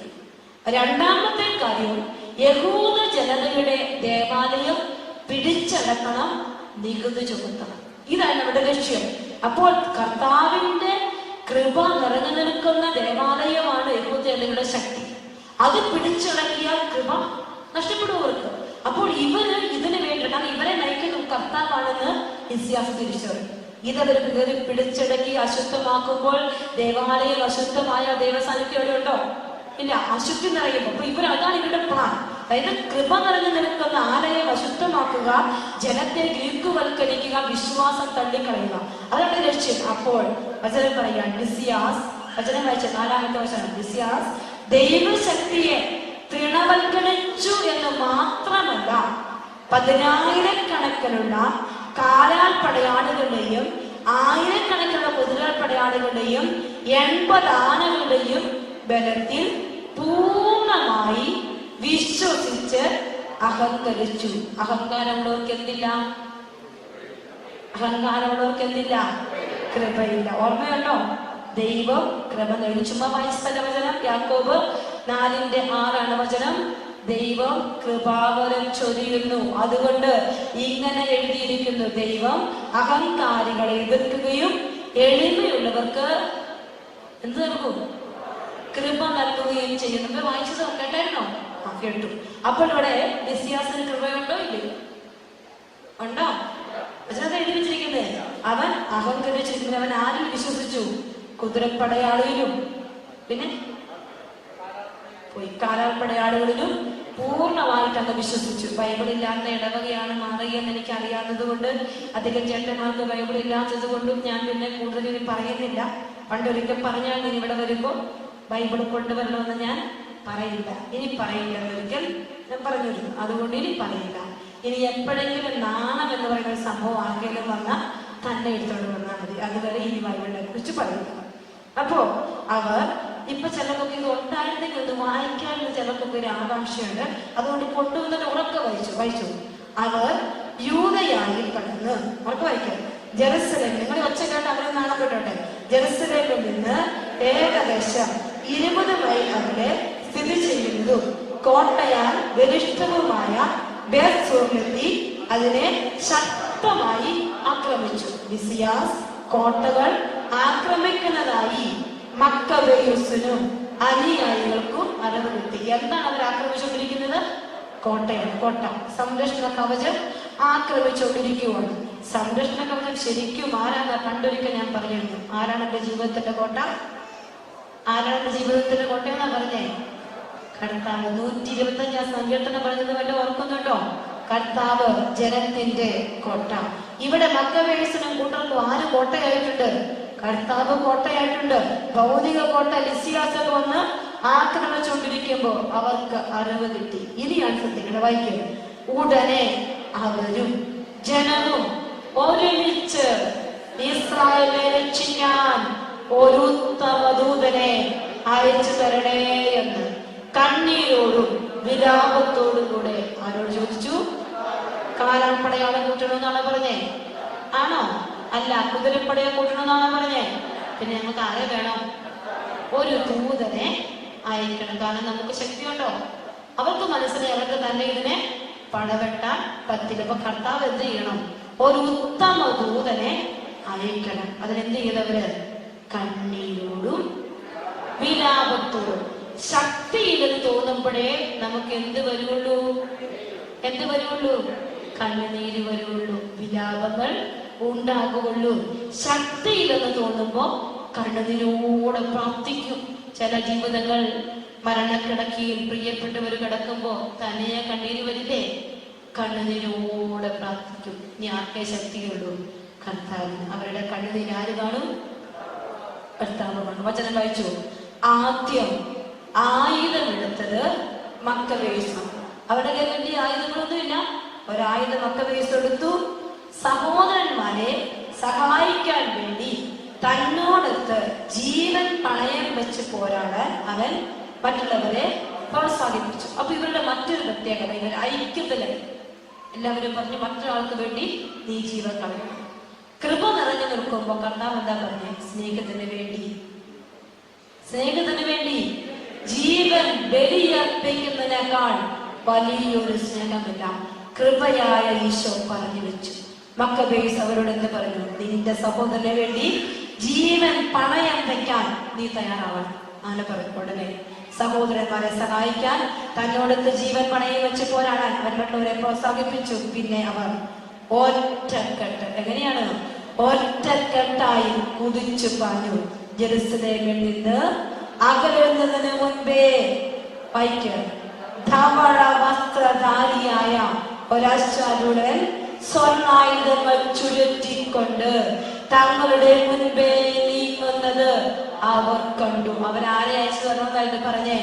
ഒരു ഉത്തമ ദൂതനെ അയക്കണമെന്ന് കണ്ണീരോടും വിലാപത്തോടും കൂടെ ബലഹീനതയിൽ ദൈവജനം പ്രാർത്ഥിച്ചപ്പോൾ എന്ത് സംഭവിച്ചെന്ന് അവന് ഒന്നുകൂടെ വായിച്ചേ. അവർ അകലുന്നതിന് മുമ്പ് ധവള വസ്ത്രധാരിയായ ഒരാശാലൂടെ സ്വർണ്ണായുധങ്ങൾ ചുരുട്ടിക്കൊണ്ട് തങ്ങളുടെ മുൻപേ നീങ്ങുന്നത് അവർ കണ്ടു. അവർ കൃപാലുവായ ദൈവത്തെ, വായിച്ചോണം, അവർ കൃപാലുവായ ദൈവത്തെ ഏക സ്വരത്തിൽ സ്തുതിച്ചു. അപ്പോൾ ഈ അശാലുടെ കണ്ടപ്പോ അവിടെ നിനക്ക് ദൂത തൊടട്ടെ എന്നാണോ പറഞ്ഞേ? ആണോ? അവരാരെ സ്തുതിച്ചു? പിന്നെ അവർ ആയുധം എടുത്ത് പോരാടിയോ? പിന്നെ അവരെന്ത് ചെയ്തു? അവര് പിന്നെ സ്തുതി ആരംഭിച്ചു. മനുഷ്യരെ മാത്രമല്ല, അവര് ശ്രദ്ധിക്കണം, മനുഷ്യരെ മാത്രമല്ല ഘോരമൃഗങ്ങളെയും ഉരുക്കു കോട്ടകളെയും ആക്രമിക്കാൻ തക്ക തക്ക മനോധൈര്യം അവർക്ക് ലഭിച്ചു. ഞാൻ എന്ത് പറഞ്ഞാലും കൃപ എന്ത് തരും? കൃപ എന്ത് തരും? അപ്പോസ്തലർ 26 കൃപ എന്ത് തരും? ധൈര്യം തരും. തരുവോ? ഇവിടെ എന്താ എഴുതി വെച്ചിരിക്കുന്നത്? വചനത്തോട് വായിച്ചേ. അവർ കൃപാലുവായ ദൈവത്തെ ഏകസ്വരത്തിൽ സ്തുതിച്ചു. അടുത്ത വചനം. മനുഷ്യരെ മാത്രമല്ല ഘോരമൃഗങ്ങളെയും ഉരുക്കുകോട്ടകളെയും ആക്രമിക്കാൻ തക്ക മനോധൈര്യം ലഭിച്ചു. അടുത്ത വചനം. കർത്താവിന്റെ കൃപാകടാശമുണ്ടായിരുന്നതിനാൽ സ്വർഗീയ സഹായകനോടൊപ്പം യുദ്ധസന്നദ്ധരായി അവർ മുന്നേറി ശത്രുക്കളുടെ മേൽ എങ്ങനെ ചാടി വീണേ? സിംഹങ്ങളെ പോലെ ചാടി വീണു. ധൈര്യം കിട്ടി. പിന്നെ അവര് പ്രവർത്തിക്കാൻ തുടങ്ങി. സിംഹങ്ങളെ പോലെ ചാടി വീണ് 11,000 കാലാൾപ്പടയാളികളെയും 1,600 കുതിരപ്പടയാളികളെയും അവർ വധിച്ചു. അവശേഷിച്ചവരെ പലായനം ചെയ്തു. പ്രിയപ്പെട്ട മക്കളെ, കർത്താവിന്റെ സന്നിധിയിൽ നമ്മുടെ ജീവിതങ്ങളെ മുഴുവൻ സമർപ്പിച്ച് കൃപയ്ക്ക് വേണ്ടി പ്രാർത്ഥിച്ചാൽ കൃപ ധൈര്യം തരൂ, കൃപ സംസാരിക്കും. ഇനി ഒറ്റ കാര്യം, കൃപ പ്രവർത്തിക്കും. എന്തൊക്കെ കാര്യങ്ങൾ കൃപ ചെയ്യാൻ പോണേ? കൃപ ധൈര്യം തരൂ, കൃപ സംസാരിക്കും, കൃപ പ്രവർത്തിക്കും. വേണോ? കൃപ പ്രവർത്തിക്കണം, വേണോ? അപ്പൊ കൃപയ്ക്ക് വേണ്ടി ചോദിച്ചു ചോദിച്ചു പ്രാർത്ഥിക്കണം. അതാണ് പൗലോസ് പറഞ്ഞത്. മറ്റാരെക്കാൾ ഞാൻ അധ്വാനിച്ചു. ആരാണ് അധ്വാനിച്ചത്? ആരധ്വാനിച്ചു? കൃപ അധ്വാനിച്ചു. നമ്മുടെ ജീവിതത്തിൽ കൃപ അധ്വാനിക്കാൻ ഞാനും നിങ്ങളും പ്രാർത്ഥിക്കണം. ഇന്ന് മുഴുവൻ എന്തിനെ കുറിച്ചായിരുന്നു ഞാൻ പറഞ്ഞത്? കൃപയെ കുറിച്ച്. കൃപ വേണം. എന്തൊരു വേണം? അതിന് മാത്രം ഉത്തരവില്ല. എന്തൊരു വേണം? മതിയായിട്ടില്ല. മൊത്തം കൃപ പോരട്ടെ എന്ന് പറയുക, അല്ലെ? മൊത്തം സ്വർഗത്തിന്റെ മുഴുവൻ കൃപയും അതാരാണ്? അതാരാണ്? യേശു ക്രിസ്തു. സ്വർഗത്തിന്റെ മുഴുവൻ കൃപയും എനിക്ക് വേണം. യേശു ക്രിസ്തുവിനെ മുഴുവനായി ആർക്ക് വേണം? എനിക്ക് വേണം. കർത്താവിനെ മുഴുവൻ എനിക്ക് വേണം. ആ കർത്താവിന്റെ കൂടെ നിൽക്കും, എന്നെ ധൈര്യപ്പെടുത്തും, എന്നോട് സംസാരിക്കും, എനിക്ക് വേണ്ടി പ്രവർത്തിക്കും, എനിക്ക് വേണ്ടി. അപ്പക്കാരണം ഞാൻ ചോദിച്ചോർത്ത് വെച്ച്, യേശു ക്രിസ്തുവിന്റെ കൃപ എന്നോട് കൂടെയുണ്ട്. കൃപയായ കർത്താവ് എന്നെ ധൈര്യപ്പെടുത്തും, എന്നോട് സംസാരിക്കൂ, എനിക്ക് വേണ്ടി പ്രവർത്തിക്കൂ. ഞാൻ വിശ്വസിക്കുന്നു, ഞാൻ ഏറ്റു പറയുന്നു. ഒരിക്കൽ കൂടി കരങ്ങൾ രണ്ടും ഉയർത്തിപ്പിടിച്ച്, യേശു ക്രിസ്തുവിന്റെ കൃപ എന്നോട് കൂടെയുണ്ട്. ആ കൃപ എന്നെ ധൈര്യപ്പെടുത്തും. ആ കൃപ എന്നോട് സംസാരിക്കും. ആ കൃപ എനിക്ക് വേണ്ടി പ്രവർത്തിക്കും. ഞാൻ വിശ്വസിക്കുന്നു, ഞാൻ ഏറ്റു പറയുന്നു. ഹല്ലേലൂയ. അപ്പൊ കൃപ നിറയാൻ ആഗ്രഹിച്ച് കൃപയാകുന്ന തമ്പുരാനെ ജീവിതത്തോട് ചേർത്ത് പിടിച്ച് ദിവ്യകാരുണ്യനാഥനെ നമ്മൾ ആരാധിച്ച് പ്രാർത്ഥിക്കാനായിട്ട് പോവുകയാണ്. അപ്പോ അച്ഛൻ ആശീർവദിക്കും. എങ്ങനെ പറയും? നമ്മുടെ കർത്താവ് യേശു ക്രിസ്തുവിന്റെ ഓർമ്മയുണ്ടോ? ഇതൊക്കെ സ്വീകരിക്കും, ഇതൊക്കെ ചിന്തിക്കാനുണ്ടോ? എന്തേലും വട്ടം വെച്ച് ഓടി ഇറങ്ങി പോകും. ഇനി അങ്ങനെ ഒരു ഓട്ടമില്ല. ഇന്ന് ദിവ്യകാരുണ്യനാഥനെ എടുത്ത് അച്ഛൻ ആശീർവദിക്കുമ്പോ ആ മുഴുവൻ കൃപയും കൊണ്ട് ഇന്ന് ഈ ആലയം വിട്ട് പോകാവൂ. കൃപയില്ലാതെ ആരും പോകുന്നത്. കൃപയില്ലാത്ത മനുഷ്യനെ എന്താ പറയുന്നത്? പറഞ്ഞിട്ടില്ലല്ലോ അല്ലേ? അപ്പൊ പിന്നെ നമ്മൾ ആരും ആ പദവിയിലേക്ക് എത്തരുത്. പകരം കൃപ നിറഞ്ഞ മക്കബെയൂസ്, കൃപ നിറഞ്ഞ പൗലോസ്, കൃപ നിറഞ്ഞ ആത്മരിയ വേണേ പറഞ്ഞു. കൃപ നിറഞ്ഞ അവനവന്റെ പേര് പറ. കൃപ നിറഞ്ഞ നാളെ പഠിച്ചത് ഉറക്കെ പറ. കൃപ നിറഞ്ഞ ഈശോ കേൾക്കണ്ടേ? ഇച്ചിരി ഉറക്കെ പറ. കൃപ നിറഞ്ഞ കൃപ നിറഞ്ഞ ആത്മരിയ. അങ്ങനെ നമ്മൾ നമ്മളെ തന്നെ കൃപയുള്ള വ്യക്തിയാക്കി മാറ്റുമ്പോ ആര് നമ്മുടെ കൂടെ ഉണ്ടാകും? അപ്പൊ ഈശോ നിറഞ്ഞ ആത്മരിയ അല്ലേ? വേണ്ടേ? ഈശോ നിറഞ്ഞ ആൾ ഓരോരുത്തരുടെ പേര് പറയാ. ഈശോ നിറഞ്ഞ അങ്ങനെ ഞാനെന്നാണ് പറയണ്ട. അല്ല, ഈശോ നിറഞ്ഞ ഓരോരുത്തരുടെ പേര് പറ. ഈശോ നിറഞ്ഞ. അപ്പൊ ഈശോ നിറഞ്ഞ ആളായി നമുക്ക് ദിവ്യകാരുണ്യ ആരാധനയിൽ പങ്കെടുക്കാൻ കഴിഞ്ഞിട്ട് നിന്നേ.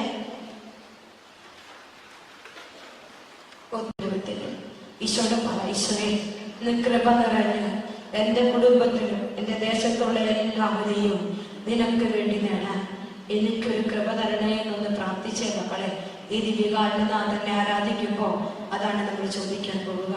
സാധിക്കുന്നവരൊക്കെ മുട്ടിന്മേൽ നിന്ന് ഈശോയെ നമ്മുടെ മധ്യത്തിലേക്ക് ക്ഷണിച്ച് ഒരുമിച്ച് നമ്മൾ പാടി പ്രാർത്ഥിക്കുക. എല്ലാ തരങ്ങളും പ്രാർത്ഥിക്കണം. നിന്റെ പാട്ട് ചള്ളാണേലും കുഴപ്പമില്ല, നിനക്ക് സ്വരം കുറവാണേലും കുഴപ്പമില്ല. ഈശോയെ വിളിച്ച് ആ ബലഹീനതകൾ സമർപ്പിച്ച് എല്ലാ മേഖലയിലും പാപചാച്ചിലുകളുടെ മേൽ, ചില കുറ്റബോധത്തിന്റെ മേൽ, ചില ദുശ്ശീലങ്ങളുടെ മേലൊക്കെ കൃപയിൽ നിറയണം.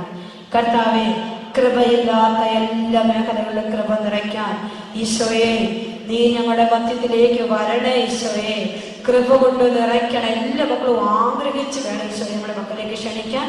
ആഗ്രഹിച്ച് നമുക്ക് ഒരുമിച്ച് പാടി പ്രാർത്ഥിക്കും.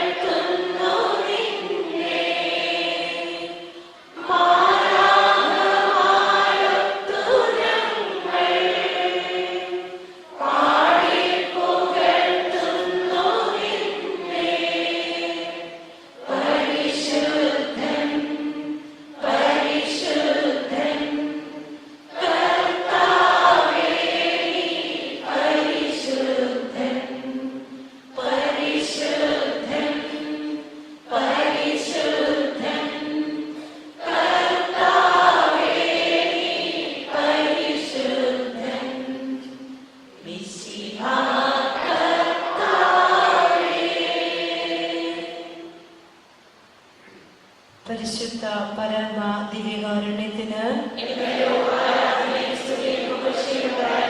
ഞങ്ങൾക്ക് കൃപ തരുവാൻ ഇറങ്ങി വന്നിരിക്കുന്ന പരിശുദ്ധ പരമ ദിവ്യകാരുണ്യത്തിന് കൃപ നിറഞ്ഞു നിൽക്കുന്ന പരിശുദ്ധ പരമ ദിവ്യകാരുണ്യത്തിന് ഈശോയെ മതിമറന്ന് നമുക്ക് പാടി ആരാധിക്കാം. അബ്രഹാമിൻ നാഥൻ ആരാധന എന്ന ഗാനം എല്ലാവർക്കും അറിയാം. ഒരു മനസ്സോടെ ഈശോയെ മതിമറന്ന് പാടി ആരാധിച്ച മക്കളെ, ഈശോയിലേക്ക് മാത്രം ഉറ്റുനോക്കി കർത്താവ് ഇന്ന് എനിക്ക് കൃപ തരും. അബ്രാഹത്തിന്റെയും ഇസഹാക്കിന്റെയും യാക്കോബിന്റെയും ദൈവം സ്വർഗം വിട്ട് ഭൂമിയിലേക്ക് ഇറങ്ങി വന്ന കുരിശിൽ തന്റെ ജീവൻ അർപ്പിച്ച് സ്വർഗത്തിന്റെ മുഴുവൻ കൃപയും എനിക്ക് വേണ്ടി പകർന്നു തന്ന എന്റെ ഈശോ ദിവ്യകാരുണ്യത്തിലുണ്ട് മക്കളെ. ആ കർത്താവിനെ ഒരു മനസ്സോടെ ഒരുമിച്ച് നമുക്ക് പാടി ആരാധിക്കാം.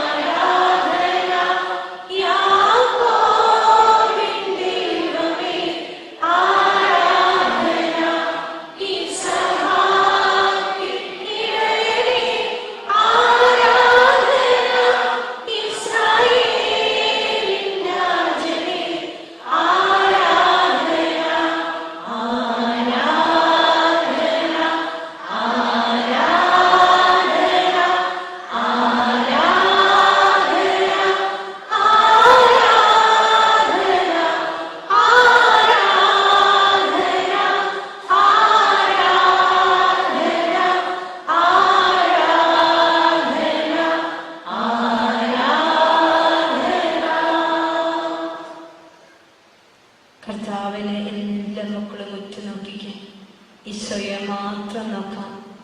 ദിവികാരുടെ നാഥന്റെ സന്നദ്ധയിൽ മാത്രം ലൈറ്റ് ഇട്ടിട്ട് ബാക്കി എല്ലാ ലൈറ്റുകളും നമുക്ക് ഓഫ് ചെയ്യാം. കർത്താവ് നമുക്ക് തൻ്റെ കൃപ മുഴുവൻ തരാൻ ഇവിടെയുണ്ട് കേട്ടോ മക്കളെ. കർത്താവ് പൗലോസിനോട് പറഞ്ഞതുപോലെ ദിവികാരുടെ ഈശോ നമ്മളെ നോക്കി പറയുകയാണ്, നിനക്ക് എൻ്റെ കൃപ മതി. കണ്ണുകൾ ദിവികാരുണ്യത്തിലേക്ക് ഉറ്റുനോക്കട്ടെ. കർത്താവെ, ഞാൻ വിളിച്ചപേക്ഷിക്കുമ്പോൾ എൻ്റെ അടുത്തേക്ക് ഓടി വരുന്ന എൻ്റെ ഈശോയെ, ഇന്ന് കൃപയ്ക്ക് വേണ്ടി ഞാൻ ദാഹിക്കുകയാണ് ഈശോയെ. എല്ലാ ജീവിതങ്ങളും ഈശോയോട് പറ, ദൈവകൃപ മഴയായി പെയ്തിറങ്ങണം ഇന്നെൻ്റെ ജീവിതത്തിൽ. കർത്താവെ, തണുത്ത് ഉറഞ്ഞു കിടക്കുന്ന ചില അവസ്ഥകൾ, കർത്താവെ വരണ്ടുണങ്ങി കിടക്കുന്ന ചില അവസ്ഥകൾ, കർത്താവെ ചലിക്കാൻ പറ്റാത്ത ചില അവസ്ഥകൾ, കർത്താവെ എൻ്റെ ജീവിതത്തിന്റെ ചില മേഖലകളിൽ ഈശോയെ ദൈവകൃപയുടെ ഒരൊഴുക്ക് ഇപ്പോൾ തരണമേ എന്ന് പ്രാർത്ഥിച്ചുകൊണ്ട് കരങ്ങൾ ഉയർത്തി പിടിച്ച് ഈശോയെ വിളിച്ച് സ്തുതിച്ച് പ്രാർത്ഥിച്ച് കർത്താവേ കൃപ തരണമേ ഈശോയെ, കൃപ തരണമേ ഈശോ, എൻ്റെ ഈശോ കൃപയാൽ നിറയ്ക്കണമേ ഈശോയെ, ഈശോയെ കൃപ തരണമേ ഈശോയെ, വിശുദ്ധപ്പെടുത്തിയ അഭിഷേകം ഈശോ,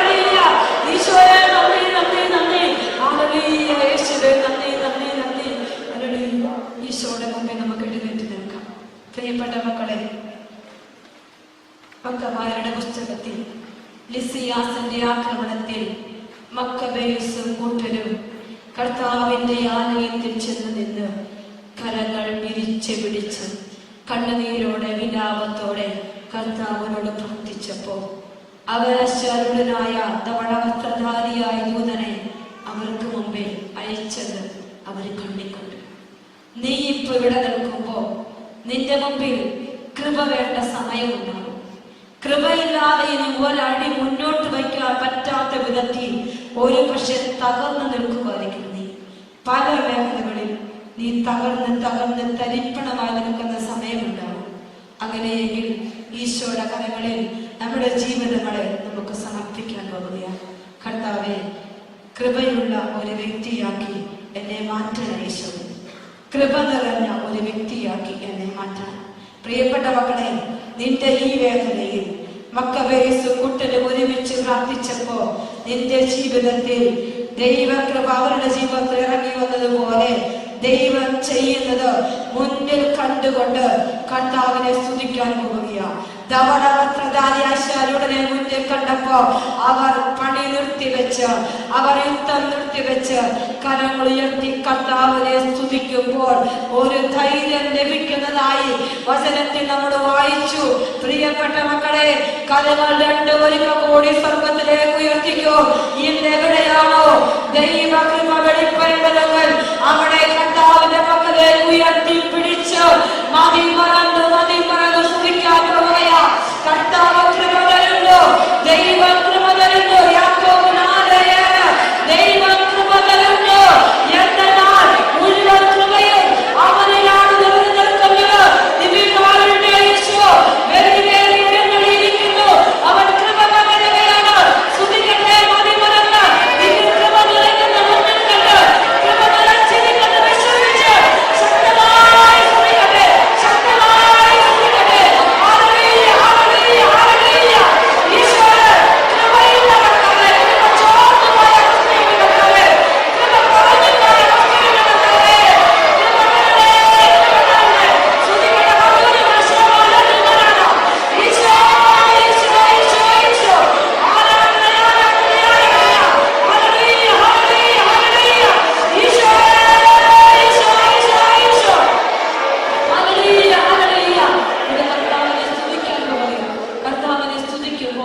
പ്രിയപ്പെട്ട മക്കളെ, യെശയ്യാ പ്രവാചകന്റെ പുസ്തകത്തിൽ 6-ാം അധ്യായത്തിൽ ഉസിയ രാജാവ് മരിച്ച വർഷം, ഉസിയ മരിച്ചപ്പോൾ യെശയ്യാ പ്രവാചകൻ ദൈവത്തെ കണ്ടു. ദൈവത്തെ കണ്ടത് ഈ പ്രകാരം: അവൻ സിംഹാസനത്തിൽ ആരൂഢനായിരിക്കുന്നു. അവന്റെ വസ്ത്രം ദേവാലയം മുഴുവൻ മഹത്വം, കൃപ ദേവാലയം മുഴുവൻ നിറഞ്ഞു നിറഞ്ഞു നിൽക്കുകയായിരുന്നു. കർത്താവിന്റെ മഹത്വം, കൃപ ഈ ആലയത്തിൽ ഇങ്ങനെ നിറഞ്ഞു നിറഞ്ഞു നിൽക്കുകയാ. നിന്റെ കണ്ണുയർത്തി ദിവികാരുണ്യനാഥനെ നോക്കണം. കർത്താവിനെ നമ്മളിന്ന് നോക്കി അവനെ പരിശുദ്ധൻ പരിശുദ്ധൻ എന്ന് പാടി ആരാധിക്കുന്ന സദാഫിൻ മാലാഖമാർ ഈ ആലയത്തിൽ ഈശോയുടെ ചുറ്റും നിൽക്കുകയാണ് കേട്ടോ മക്കളെ. സദാഫിൻ മാലാഖമാരുടെ 6 ചിറകുകളിൽ 2 പാദം, 2 മുഖം സ്വയം എളിമപ്പെടുത്തി നിൽക്കുകയാണ്. അവര് മുഖം മറച്ച് പാദം മറച്ച് തങ്ങളെ തന്നെ എളിമപ്പെടുത്തി 2 ചിറക് മാത്രം പറക്കാൻ ഉപയോഗിച്ച് മതി മറന്ന് കർത്താവിനെ സ്തുതിക്കുക. ഇപ്പൊ നീ നിന്റെ തന്നെ എളിമപ്പെടുത്തുക, നിന്റെ കർത്താവിനെ സ്തുതിക്കാൻ പോവുക. കർത്താവെ, കുറവുള്ളയാളാ ഞാന്, ഈശ്വരനെ സ്തുതിക്കാൻ പോലും എനിക്ക് യോഗ്യതയില്ല. കർത്താവെ, കൃപയൊക്കെ കുറഞ്ഞു പോയ വ്യക്തിയാണ്. പക്ഷെ ഈ സിംഹാസനത്തിൽ, ഈ ബലിപീഠത്തിൽ, ഈ ത്രോണോസിൽ നീയുണ്ട്, തിരുവോസ്തിയിൽ നീയുണ്ട്, സിംഹാസനൂടനായി നീ ഇവിടെയുണ്ട്. നിന്നെ സ്തുതിക്കുന്ന സെറാഫിന്മാരോട് ചേർന്ന്, സെറാഫുകളോട് ചേർന്ന് കർത്താവെ നിന്നെ സ്തുതിക്കാൻ പോവുക. സ്വർഗ സിംഹാസനത്തിൽ ആരൂഢനാകുന്ന കർത്താവിനെ പരിശുദ്ധൻ പരിശുദ്ധൻ പരിശുദ്ധൻ എന്ന് പാടി സ്തുതിക്കുന്ന കർത്താവിനെ, മാലാഖമാരെ പാടി സ്തുതിക്കുന്ന കർത്താവിനെ നീയും മതി മറന്ന് പാടി പാടി സ്തുതിക്കാൻ പോവുക. സ്വർഗ സിംഹാസന ഗാനം നമ്മുടെ കുർബാനയ്ക്ക് ഓശാന സമയത്ത് പാടുന്നതേ പാട്ട്, പരിശുദ്ധൻ എന്ന് പറഞ്ഞ് പാടുന്നതേ പാട്ട് എല്ലാ മക്കളും കരമുയർത്തി പിടിച്ച് സ്വർഗ സിംഹാസനത്തിൽ ആരൂഢനാകുന്ന കർത്താവിനെ എളിമപ്പെട്ട് മതി മറന്ന് സ്തുതിക്കട്ടെ. ഒരു മനസ്സോടെ ഒരുമിച്ച് നമുക്ക് പാടി പ്രാർത്ഥിക്കാം. സ്വർഗീയ സിംഹാസനത്തിൽ വാഴും കർത്താവ് പരിശുദ്ധൻ പരിശുദ്ധൻ. എല്ലാവരും വിളിയോടെ സ്വർഗീയ സിംഹാസനത്തിൽ വാഴും കർത്താവ് പരിശുദ്ധൻ പരിശുദ്ധൻ. അത്യുന്നതനാം സ്വർഗീയ രാജൻ പരിശുദ്ധൻ പരിശുദ്ധൻ പരിശുദ്ധൻ. അത്യുന്നതനാം സ്വർഗീയ രാജൻ പരിശുദ്ധൻ പരിശുദ്ധൻ പരിശുദ്ധൻ. സ്തുതികളിൽ വാഴുന്ന ദൈവമേ, ഹോശാന ഹോശാന ഹോശാന. ബലവാനായി വാഴുന്ന സൃഷ്ടാവേ, ഹോശാന ഹോശാന ഹോശാന. അത്യുന്നതനാം സ്വർഗീയ രാജൻ പരിശുദ്ധൻ പരിശുദ്ധൻ പരിശുദ്ധൻ. അത്യുന്നതനാം സ്വർഗീയ രാജൻ പരിശുദ്ധൻ പരിശുദ്ധൻ പരിശുദ്ധൻ. പ്രിയപ്പെട്ട മക്കളെ, കർത്താവ് സ്തുതിപ്പിന്റെ വരം, സ്തുതിപ്പിന്റെ ഒരു കൃപ ഈ ആലയത്തിലേക്ക് ദിശ നിക്ഷേപിക്കുകയാണ്. എന്നെ പകല് പ്രാർത്ഥിച്ചുകൊണ്ടിരുന്നപ്പോഴൊക്കെ ഈശ്വരനോട് പറഞ്ഞത്, ഇന്ന് ഒരുപാട് ജനങ്ങൾക്ക് സ്തുതിപ്പിന്റെ ഒരു വരം തരും, ദൈവസ്തുതിയുടെ ഒരു വരം അത് കർത്താവ് തരുമെന്ന് ഈശ്വരൻ പറഞ്ഞിട്ടുണ്ട്. അതൊരു കൃപയാണ്. കൃപ എല്ലാ സങ്കടങ്ങളിലും എല്ലാ വേദനകളിലും കർത്താവിനെ സ്തുതിക്കാൻ ഒരു കൃപ. ആ കൃപയുടെ എല്ലാ മക്കളും ചോദിച്ചോളാം. അത് കിട്ടിയേ പറ്റൂ. വിശുദ്ധ കുർബാനയിൽ പാട്ടുകൾ ഉറക്കെ പാടാൻ, പ്രാർത്ഥന ഉറക്കെ പാടി കർത്താവിനെ വെളിപ്പെടുത്തി വരുമ്പോ അവനെ വാദ്യമാളും സ്തുതിക്കാൻ ഒരു കൃപയെന്ന് ചോദിക്കണം. നിന്റെ സങ്കടങ്ങളുടെ നടുവിൽ മക്കബേസിനെ പോലെ ആ പ്രതിസന്ധിയിൽ നിന്ന് കർത്താവിനെ സ്തുതിക്കുമ്പോ നിനക്ക് കിട്ടുന്ന ഒരു ധൈര്യമുണ്ട്. ഓരോ ദുഃഖങ്ങളെയും ഒക്കെ തട്ടി മറിച്ചിട്ട് ഹിംസ്രമായ ജന്തുക്കളെയൊക്കെ, പേടിപ്പെടുത്തുന്ന ജീവികളെയൊക്കെ, ഭയപ്പെടുത്തുന്ന ജീവികളെയൊക്കെ ആട്ടി ഓടിക്കാൻ, സാഹചര്യങ്ങൾക്ക് മുമ്പിൽ ഭയപ്പെടാതെ നിന്നു കൊടുക്കാൻ കൃപയുടെ ധൈര്യം തരാൻ പോവുകയാണ്. ആ ധൈര്യം കിട്ടിയാൽ ആ കൃപ ഇന്ന് പ്രവർത്തിക്കാൻ തുടങ്ങും. മക്കളെ വിശ്വസിക്കണം. ആ കൃപ പ്രവർത്തിച്ചപ്പോൾ യഹൂദ ജനങ്ങൾ മുഴുവൻ കർത്താവിന്റെ ശക്തി നിറഞ്ഞ കൃപ നിറഞ്ഞ മക്കളായി ആദരിച്ചു. അതുകൊണ്ട് അതരം തുറക്കാൻ പോകുന്നു. അതരം തുറക്കണം. യെശയ്യാ പ്രവാചകൻ പറയുന്നുണ്ട്, ഈ ജനം അതരം കൊണ്ട് എന്നെ ബഹുമാനിക്കുന്നു, എന്നാൽ ഹൃദയം എന്നിൽ നിന്ന് വളരെ അകലെയാണ്. നമ്മൾ ഈശോയോട് പറയാൻ പോകും, ഈശോ ഹൃദയം കൊണ്ടും അതരം കൊണ്ടും നിന്നെ സ്തുതിക്കാൻ പോവുക. എനിക്കൊന്ന് സ്തുതിപ്പിന്റെ വരം വേണം. മക്കളെ ഞാൻ വെറുതെ പറയുകയില്ല. കർത്താവ് ഭാഷാപരം മറുഭാഷയൊക്കെ തരാൻ പോയോ. വചനം കേട്ട് കഴിഞ്ഞാൽ കൃപ നിറയും. കൃപ നിറഞ്ഞാൽ മറ്റ് ഭാഷകളാണ് പിന്നെ സ്തുതിപ്പ് നടക്കുക. അപ്പൊ നമ്മൾ ആരെ ശ്രദ്ധിക്കുന്നില്ല, ആരും ആരെയും നോക്കുന്നില്ല. വലിയൊരു അഭിഷേകം വിശ്വസിക്കും. അപ്പൊ നിങ്ങളത് വിശ്വസിക്കണം. വിശ്വസിച്ച് മതി മറന്നു. അതിലും നിന്ന് ഹല്ലേലൂയ പറയാൻ തോന്നെങ്കിൽ അങ്ങനെ, ഈശോ ഈശോ എന്ന് പറയാനാ തോന്നെങ്കിൽ അങ്ങനെ, അല്ല മറ്റൊന്ന് കർത്താവിനെ വിളിക്കാനാ തോന്നെങ്കിൽ അങ്ങനെ, വചനം പറയാനാ തോന്നെങ്കിൽ അങ്ങനെ. ആരും ആരെയും ശ്രദ്ധിക്കുന്നില്ല. ഈ ആലയത്തിൽ ആരൊക്കെയുണ്ടോ അവര് മുഴുവനും കണ്ണുകൾ അടയ്ക്കുന്നു. കരങ്ങൾ ഉയർത്താൻ പറ്റുന്നത് ഉയർത്തുക, കൈകൾ നെഞ്ചോട് ചേർക്കാൻ പറ്റുന്നത് അങ്ങനെ ചേർക്കാൻ, കരങ്ങൾ നീട്ടിപ്പിടിക്കാം. പരിശുദ്ധാത്മാവ് എന്ത് തോന്നിപ്പിക്കുന്നുവോ അത് ഏറ്റെടുത്ത് നിങ്ങൾ സ്തുതിച്ചോണ്ടിരിക്കണം. നിങ്ങളുടെ സമയമാണിത്. കൃപ മേടിച്ചെടുക്കുന്ന സമയമാണ്. കൃപ നിറയുന്ന സമയമാണ്. സ്തുതിച്ച് പ്രാർത്ഥിക്കട്ടെ. കർത്താവേ, വൈദ്യനോട് ചേർന്ന്, എല്ലാ അഭിഷിക്തരോടും ചേർന്ന്, മാലാഖമാരോട് ചേർന്ന്, സറാഫീമാരോട് ചേർന്ന്, മുഖ്യദൂതന്മാരോട് ചേർന്ന്, മിഖായേൽമാരോട് ചേർന്ന്, ഉറിയേൽമാരോട് ചേർന്ന്, നവഗ്രഹമാരോട് ചേർന്ന്, വിശുദ്ധഗണങ്ങളോട് ചേർന്ന് നിന്നെ സ്തുതിക്കുന്നു. ആ ദൂരത്തെ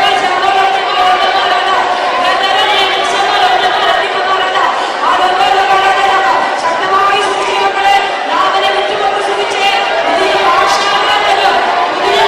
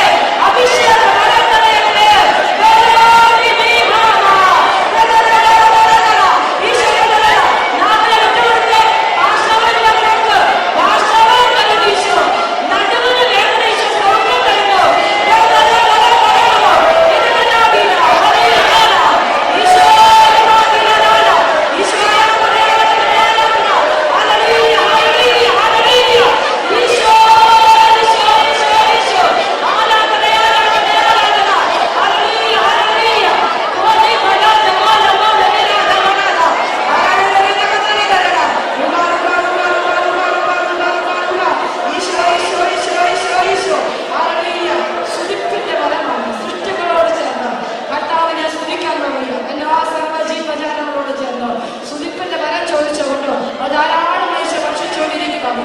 നിങ്ങൾക്ക് ഭാഷാപരമാണോ, മറുഭാഷയാണോ, അതോ നന്നായി സംസാരിക്കാൻ കൃപയാണോ, വ്യാഖ്യാനപരമാണോ, പ്രവചന പാഠകമാണോ ചോദിച്ചു, പ്രസംഗ ചാതുര്യമാണോ ചോദിച്ചു, പ്രാർത്ഥന ആരമാണോ അതെക്കാരും വന്നുകൊണ്ടിരിക്കുവാണ് ഈശോ. സർവ്വജീവജാലങ്ങളോടും ചേർന്ന് പ്രിയപ്പെട്ട മക്കളെ, ഇന്നോളം മാതൃകൾ നടന്ന ശുശ്രൂഷയല്ല ഇപ്പോൾ നടന്നുകൊണ്ടിരിക്കുക. ഇപ്പോൾ കർത്താവിന്റെ വലിയൊരു അഭിഷേകം ഇവിടെ ഉണ്ട്. അത് നിറഞ്ഞു നിറഞ്ഞു ഒഴുകിക്കൊണ്ടിരിക്കുന്നത് ഈശോ കാണിച്ചു തരുന്നുണ്ട്. മക്കളെ വിളിച്ച ഈശോ,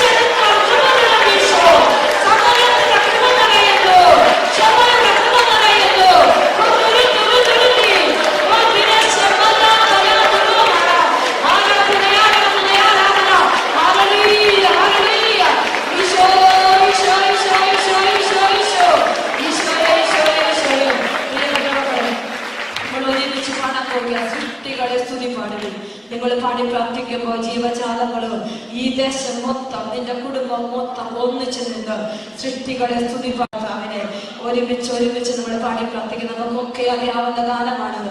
കർത്താവിനെ സ്തുതിച്ച് പാടാൻ പോവുകയാണ്. എത്രയും ഏഴയായ ഞാൻ കർത്താവെ, ഒന്നുമില്ലാത്ത ഞാൻ കർത്താവെ നിന്നെ സ്തുതിച്ച് പാടി പ്രാർത്ഥിക്കാൻ പോവുകയാണ്. കർത്താവെ കൃപ നിറയട്ടെ. പ്രിയപ്പെട്ട മക്കളെ, നിൽക്കുന്ന കൃപാവലയത്തിലാണെന്ന് വിശ്വസിച്ചോണം. കൃപാവലയത്തിലാണ്. കർത്താവിനെ മതിമറന്ന് സ്തുതിക്കാൻ നിന്റെ ശരീരം ഇപ്പൊ സജ്ജമാക്കും. നിന്റെ ഹൃദയം വിശോധിക്കും, നിന്റെ നാവിനെ ശക്തിപ്പെടുത്തും. നമുക്ക് ഒരുമിച്ച് ഒരു മനസ്സോടെ സൃഷ്ടികളെ സ്തുതി പാടുന്ന ഗാനം ഒരുമിച്ച് പാടി പ്രാർത്ഥിക്കാം. സൃഷ്ടികളെ സ്തുതി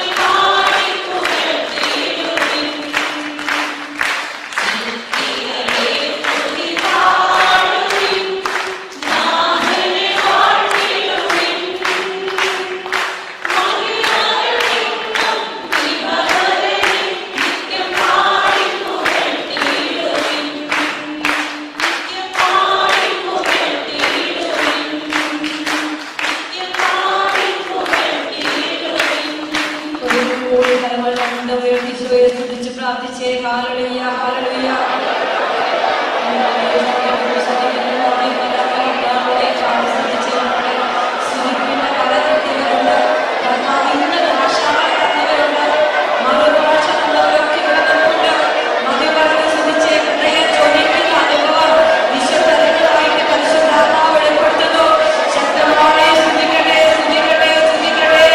പരീക്ഷ എഴുതാൻ ക്രമം ഈശോ 4 പേരെ അനുഗ്രഹിക്കുകയാണ്. വിജയത്തിന്റെ ക്രമയാണ്.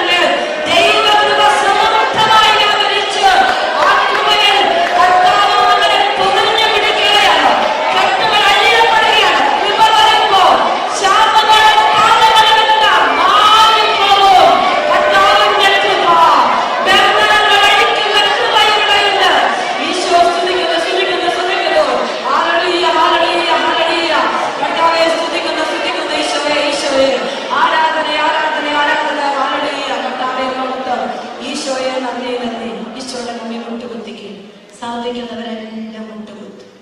കർത്താവേ, ഏറ്റവും എളിയവനായി ഏകയായി ഞാനിതാ നിന്റെ മുമ്പിൽ നിൽക്കുന്നു. പ്രിയപ്പെട്ട എൻ്റെ മക്കളെ, മുട്ടുകുത്തിയപ്പോൾ കർത്താവ് വചനത്തിൽ പ്രകാരം സംഭവിച്ചത് ഓർമ്മിപ്പിക്കുകയാണ്.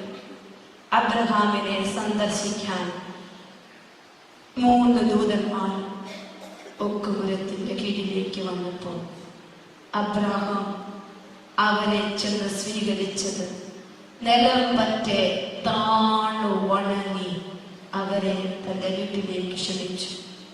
അബ്രഹാം കൃപ നിറഞ്ഞവനായി വിശ്വാസികളുടെ പിതാവായി ജീവിതം മാറ്റാൻ പ്രിയപ്പെട്ട മക്കളെ ഒന്നാമത്തെ അബ്രഹാത്തിന്റെ പ്രവൃത്തിയാണത്. പ്രിയപ്പെട്ട എൻ്റെ മക്കളെ, കർത്താവിന്റെ മുമ്പിൽ സാധിക്കുന്നവരൊക്കെ നന്നായി ശിരസ് നമിക്കുക. നിലം പറ്റിയ താണു വണങ്ങുന്നവരുടെ അത്രയും താണു വണങ്ങുക. ഈശോയെ, ഒന്നുമില്ലാത്ത വ്യക്തി എളിമയുള്ളവർക്ക് കൃപ തരുമെന്ന് വചനം പറഞ്ഞില്ലേ? കർത്താവ് ഏറ്റവും വലിയ എളിമയോടെ, കർത്താവെ കുറവ് മാത്രമുള്ള ഞാൻ, പോരായ്മകൾ മാത്രമുള്ള ഞാൻ കൃപയ്ക്ക് വേണ്ടി ദാഹിക്കുക. ഈശോയെ, കൃപ തരണമേ ഈശോയെ. ഒരു നിമിഷം തല കുനിച്ച് ശാന്തമായി ഉള്ളൊരു ഈശോയുടെ കൃപയ്ക്ക് വേണ്ടി പ്രാർത്ഥിച്ചു.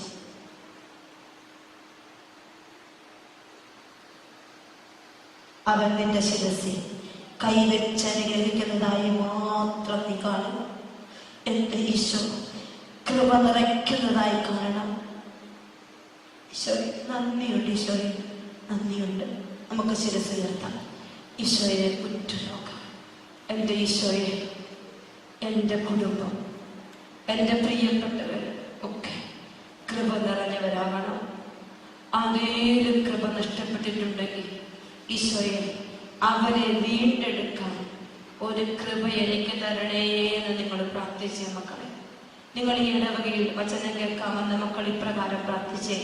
ഈ മാറിക ദേശത്ത് മുഴുവൻ എല്ലാ മക്കളെയും കൃപയിലേക്ക് കൊണ്ടുവരാൻ ഈശോയെ പ്രാർത്ഥനാ വരം തരണ ഈശോയെ. കർത്താവെ പ്രവചന വരം തരണ ഈശോയെ.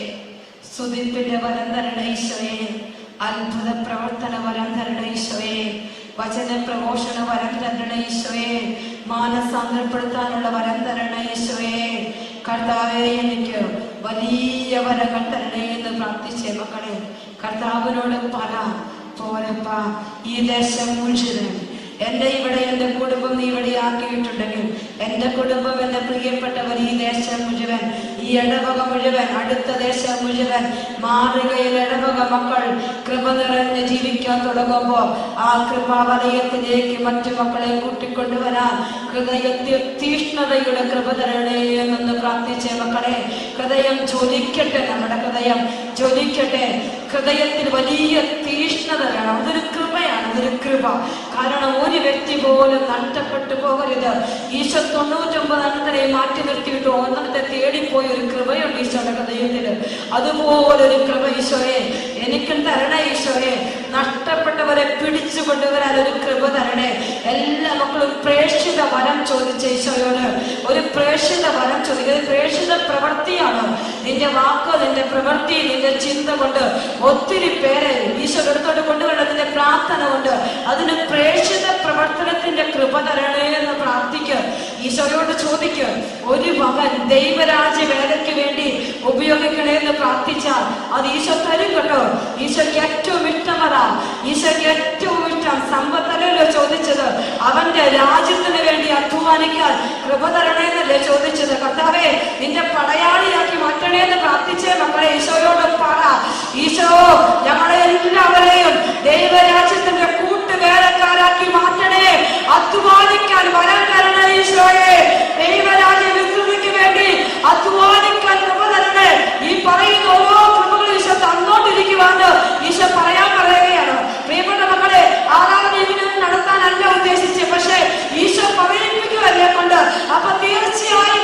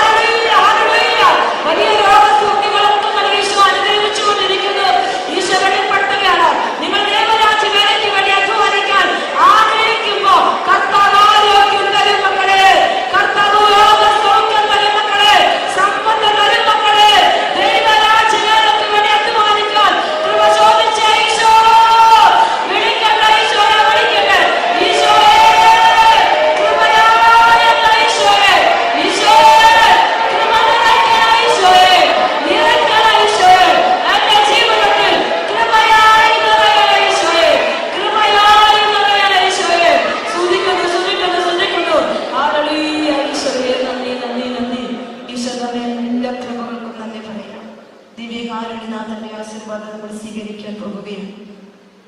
പ്രിയപ്പെട്ട മക്കളെ, അവന്റെ ആശീർവാദത്തിൽ ആ കൃപ മുഴുവനുമുണ്ട്.